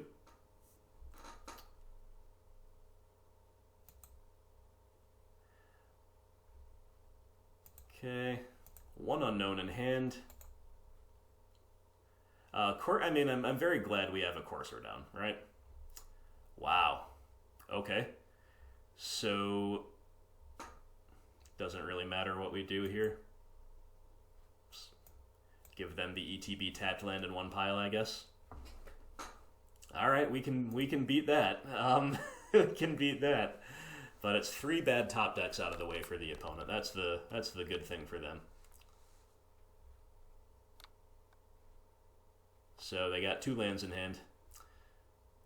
Just drawing more reactive cards kind of sucks, but we got a tracker on top.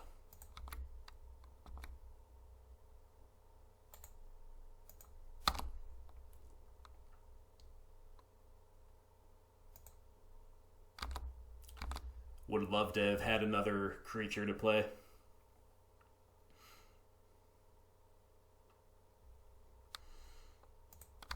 Opponent with a Narset off the top, eh?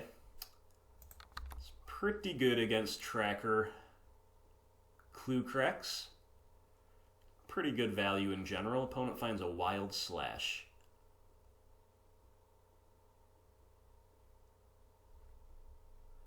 Alright. We are decaying Narset here. Just because we have so many things in hand. Give ourselves a good turn next turn. Okay.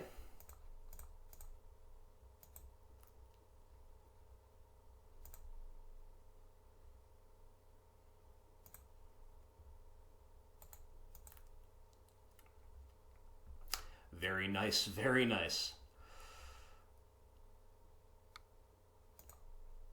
Just, oh, we don't have any basics to fetch though, but the opponent doesn't know that.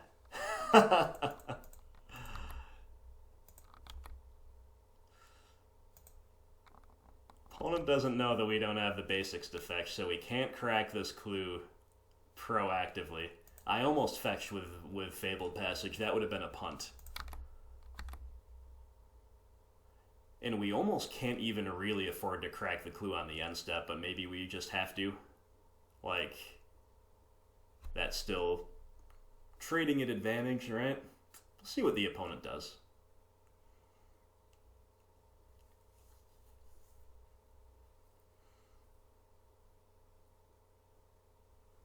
Yeah, all the basics early on have been cramping our style in a major way this matchup. Well, I guess in a minor way and now in a major way. Okay, Felidar Guardian Blinking Oath is one way to get there. Are we going to trophy the Oath?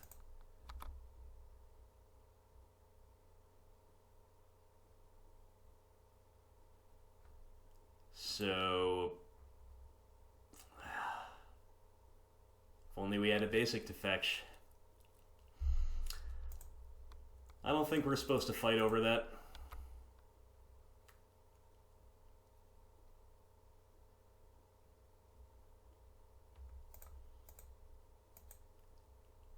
Let's crack a clue now, maybe try to draw out their shock.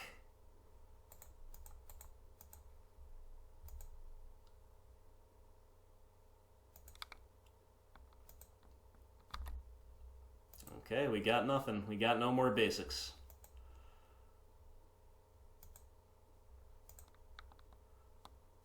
Pretty tough stuff. Okay, I guess we get that bad card out of our deck.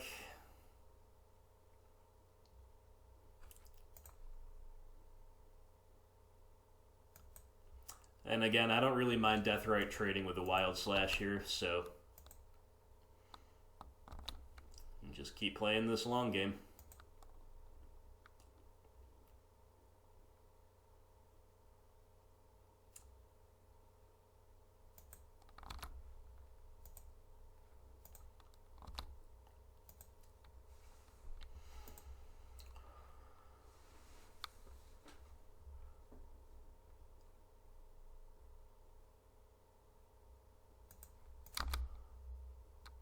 Okay, here he comes.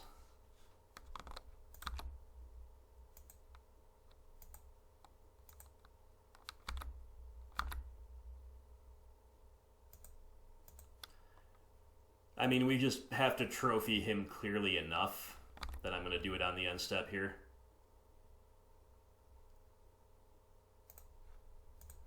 Because we don't have as much mana as it looks like we do, so we want to be able to bluff next turn and hold up Blast Zone and all this kind of thing.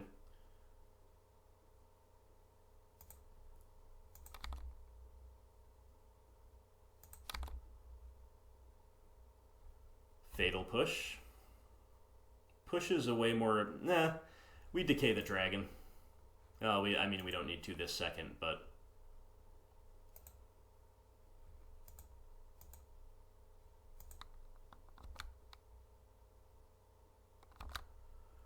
I was going to say Push is a more appealing answer to Dragon than Decay, but it's really not, because Push can kill Felidar Guardian, I guess.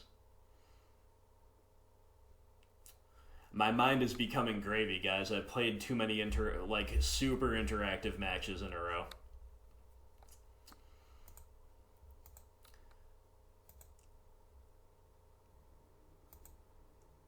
Mizium Mortars.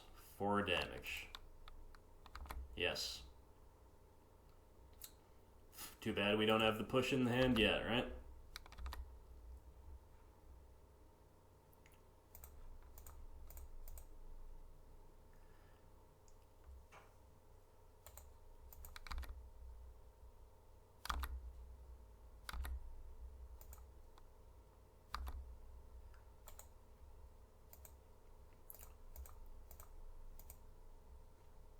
I'm going to put that to 3. Seems like a pretty good spot to start.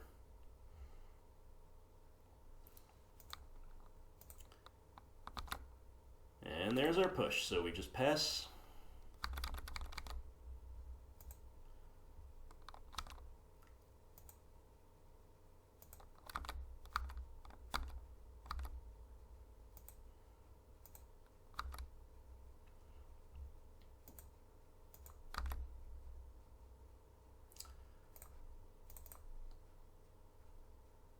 Good draw.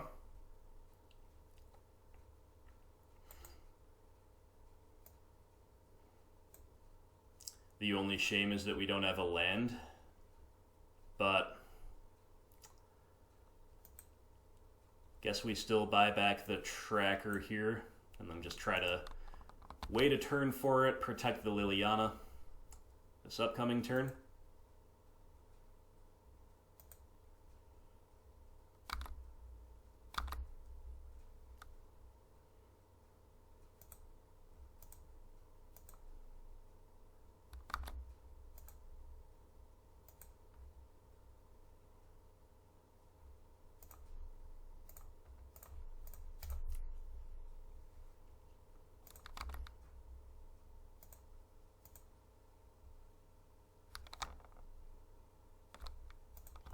Detention Sphere.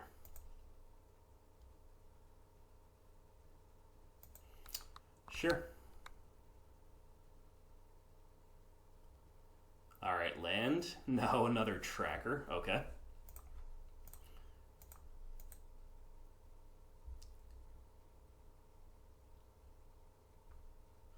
Okay. Get another Liliana activation.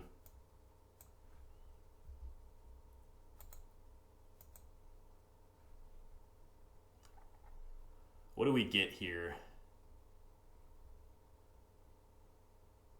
I think I just want to kind of get Grim Flayer.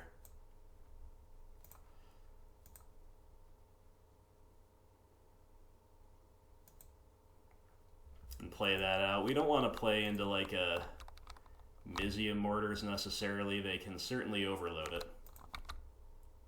So I think Flayer is more than enough pressure here to worry them. Not playing into a sweeper. I'm fine running out trackers into a sweeper if we have lands to follow up, but we just don't. Okay.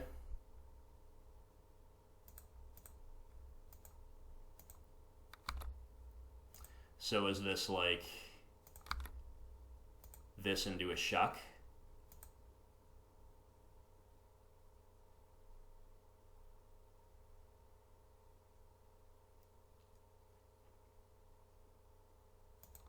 Oh, okay. Yeah, that's one way to get there for sure. So I'm pretty happy with that play of Flayer. Now we draw a land. Perfect. It's exactly what we wanted. 1, 2, 3. 1, 2, 3. Make 2 clues. Pass to you.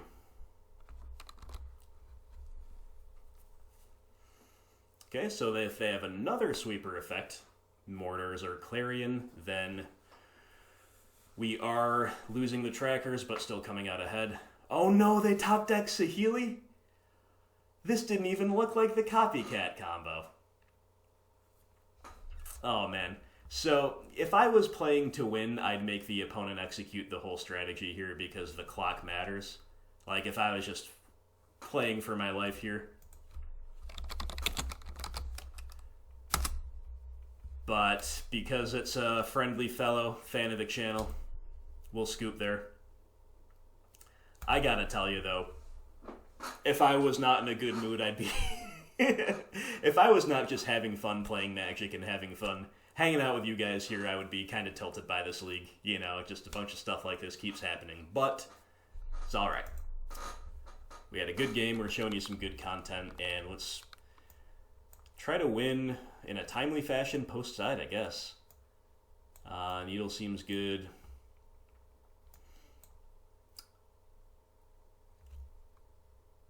I don't know whether Despise or Duress is better here.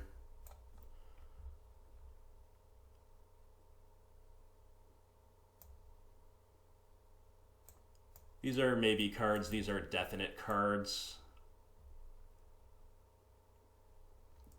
I don't think we're playing Lifebane Zombie or Bile Blight or Collective Brutality. Liliana's Triumph seems okay, but I don't, maybe that. These 4 for sure. Once again, Flayer kind of bad against the Planeswalkers and Shocks deck, right? And once again, Deathrite Shaman, fine, but one of our weaker cards. The game got so grindy, I want to move away from discard to some degree.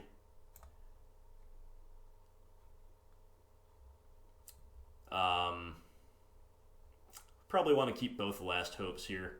Alright, let's cut a Brutality. Like, Flayer is just our way to pressure Planeswalkers early. That's the problem with cutting them, right? But let's just go over the top of the opponent here. Oh, we still have some discard we could cut.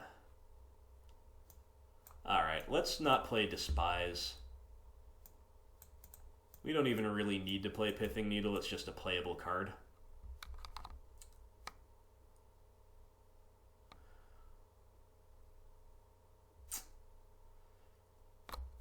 I think we're going to play a Needle over a Thoughtseize.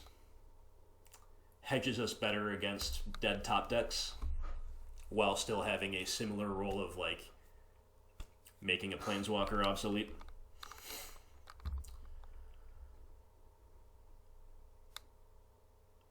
Alright, we probably got to play a little quicker. The clock's even, and again, we could have screwed the opponent a bit on the clock, but if we're going to take him to game 3, we got to play quickly. And we just can't keep 7s very often this league, and this is a very, very risky 6, but we're going to keep it rather than go to 5. We're going to bottom Nissa. We just got to draw lands. Got to draw those lands.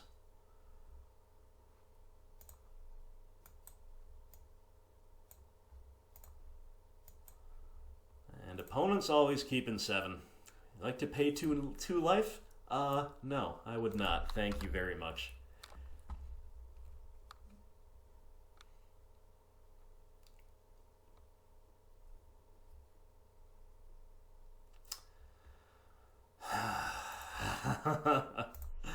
We're going to blind name Oko because we have to use our mana this turn because we have to curve out.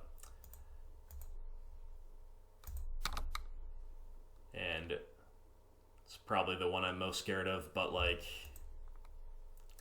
we don't draw a third land here, and the opponent kept like a reasonable hand with what their deck does. We are just pretty dead.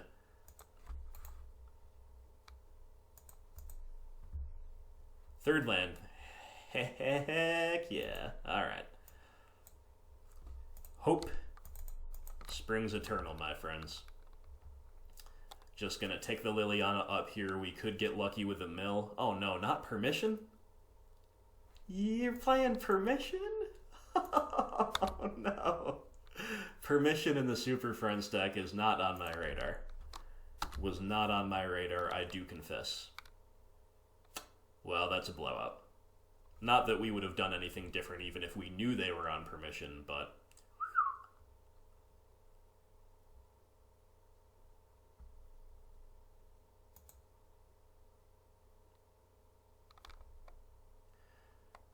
Oh, guys, is my mind just gravy?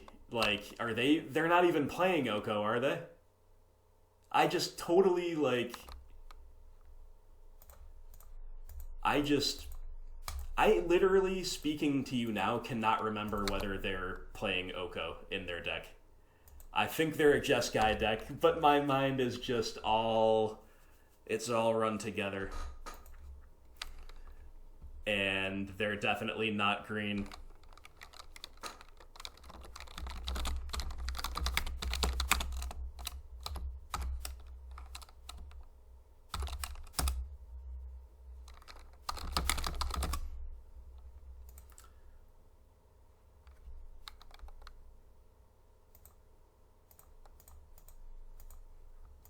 Well, I've played against 5 grindy decks, 4 of which have Planeswalkers, I think 3 of which have Oko.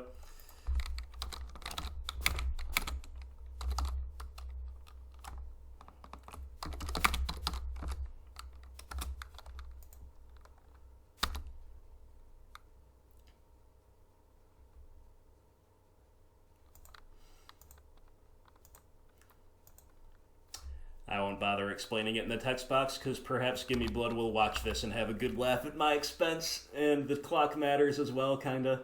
Even though I think we're just kinda gonna lose here in Game 2 pretty ignominiously, but it's alright. It's all good.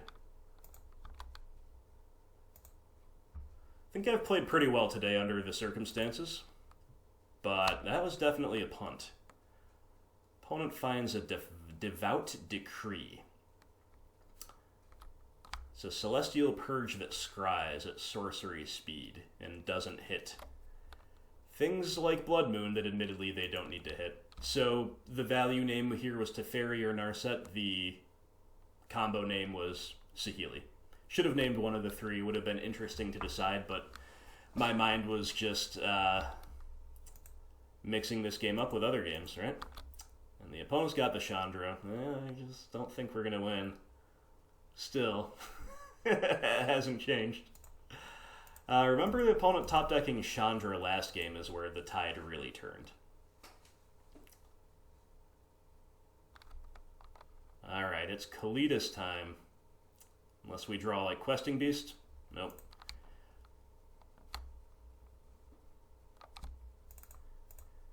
So if a Decay could kill Chandra, there would be at least some minor consideration to hitting her before she can draw them a card.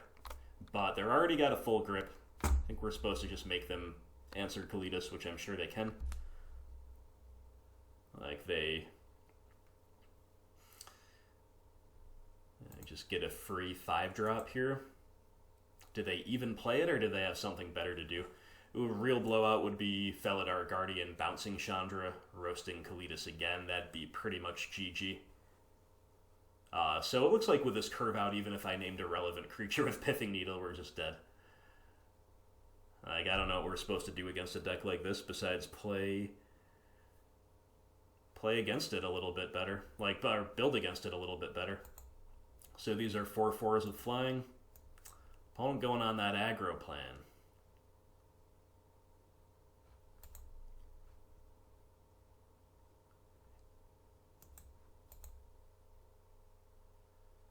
until end of turn. Okay. So I think we actually Thoughtseize and hold up Decay. Do they still count as their listed CMC? Well, let's just, I mean, no matter what, we're going to Thoughtseize first here. See what the opponent's up to. D-Sphere. Well, we can beat that with Decay, kind of, but even losing a turn of Kalitasing is rough.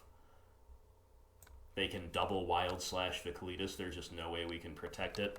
They also have Devout Decree to exile it. They've got 1,000,001 answers to Kalitas. I guess we just take their most efficient one. And we're going to gain a little life. Kill ourselves a Chandra.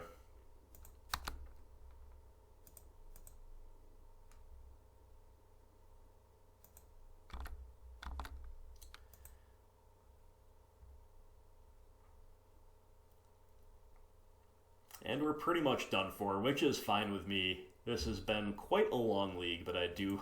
Oh no. Oh, not like this. Oh my goodness, it never ends. It never ends. Yep. Well, they already had a few different answers.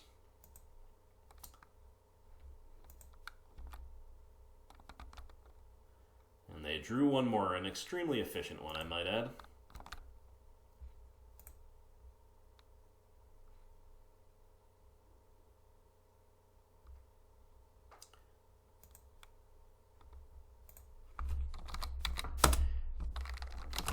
Okay, absolutely destroyed by the Super Friends deck to round out a really, really, really, really tough league. In terms of the matchups, in terms of the opponent's curve outs. I don't want to be a broken record, so this is the last time I'll say it, but that was insane. That was really insane. Just how grindy that was, just how rough that those fair decks can be. Now, let's do a little bit of a wrap-up, because again, this is a fact-finding mission, so I'm not getting wrapped up in the results, and you can see, you can judge for yourself. You know, if anyone disagrees with me, if you think I'm complaining unduly, like, let me know. But I'm pretty positive we faced 4 unfavorable matchups and some pretty good curve outs from each of those matchups as well. So if I'm wrong about that, if I have a misconception about the format, let me know. But as far as the wrap-up goes, I do think that most of the lists that I've seen for Rock are less grindy than mine. Like, significantly less grindy than mine. They're lower curve. They're not playing as many 2-for-1s. They're not playing as many answers to Planeswalkers. They're not playing as many value-oriented, recursive value permanents. And, like, I don't see many people playing, like, the 5 and 6 drops. And these are the things that tend to actually win us the games, at least in our first 2 leagues on this channel. It really is resolving Garruk or Nissa that often gets us over the line if we are against a super value-oriented deck like we seem to always be. Now, if we're against the more linear decks of the format, then yes, the 1, 2, 3 mana curve is awesome. But this is what I'm seeing, guys. This is what I'm seeing. I'm trying to bring you this content not only as something fun to watch, but also that helps you build your BGX decks better. And I gotta say, based on my admittedly limited still experience, I think, if anything, my deck is not quite grindy enough. And again, my deck appears to be grindier than almost any other Rock list I see out there. Now, is my deck perfect? No. I mean, by definition, 15 one-ofs in the sideboard is not a perfect configuration. But we do want to see how these cards play. I think they're all reasonable in a vacuum. Again, I do know Naturalize is a strictly worse return to nature, but it's functionally just about the same, and we got a style on them with the old border. Whether we want to Naturalize effect at all is in question. I haven't seen, like, in the tournament practice lobby, I've seen a lot of Aetherworks Marvel and Affinity. Haven't been seeing those in the league. So who knows whether we can cut something like that. But really, on straight green-black, how much grindier can we get? It's not clear, it's not exactly sure.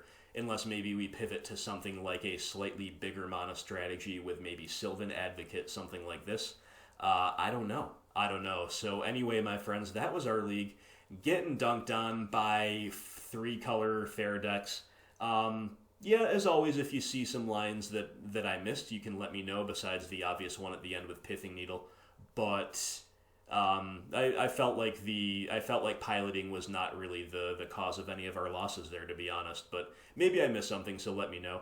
Let me know what you've been having success with. This is, after all, only one league. It's not a good sample size. And, again, as the format clarifies, I'm more optimistic for sure about Rock than I am right now, because the 3-color value decks will fall away a bit, unless that's just how the format is, and then we can suit up for those two to an even higher degree, right? And the linear decks, it will become clearer which ones we need to combat. We can do that more efficiently and more consistently. So thank you so much for watching. I do hope you enjoyed this long league, and maybe we leave Pioneer Rock on the shelf for a little bit. I'm not that low on it still, even though all the things I just said are true, because again, we went a virtual 5-1 in our debut, and this was an unlucky league overall. So I'm not trying to dissuade anyone else from doing it, but I've got a lot of other things to do. We'll dip back into Modern Rock. We've got Mono Red Prowess going on in both formats, so maybe I'm going to let Prowess Rock lie a little bit, but as always, my friends, you let me know what you want to see on this channel. So look forward to hearing from you. Talk to you soon. Thanks again to the Patreon supporters who do make this content possible. Link to that is in the description below if you want to support me directly. Like, share, subscribe, and comment are other things you can do to help me grow. Thanks to everyone doing so. I will talk to you soon. Hope everybody out there has a wonderful day.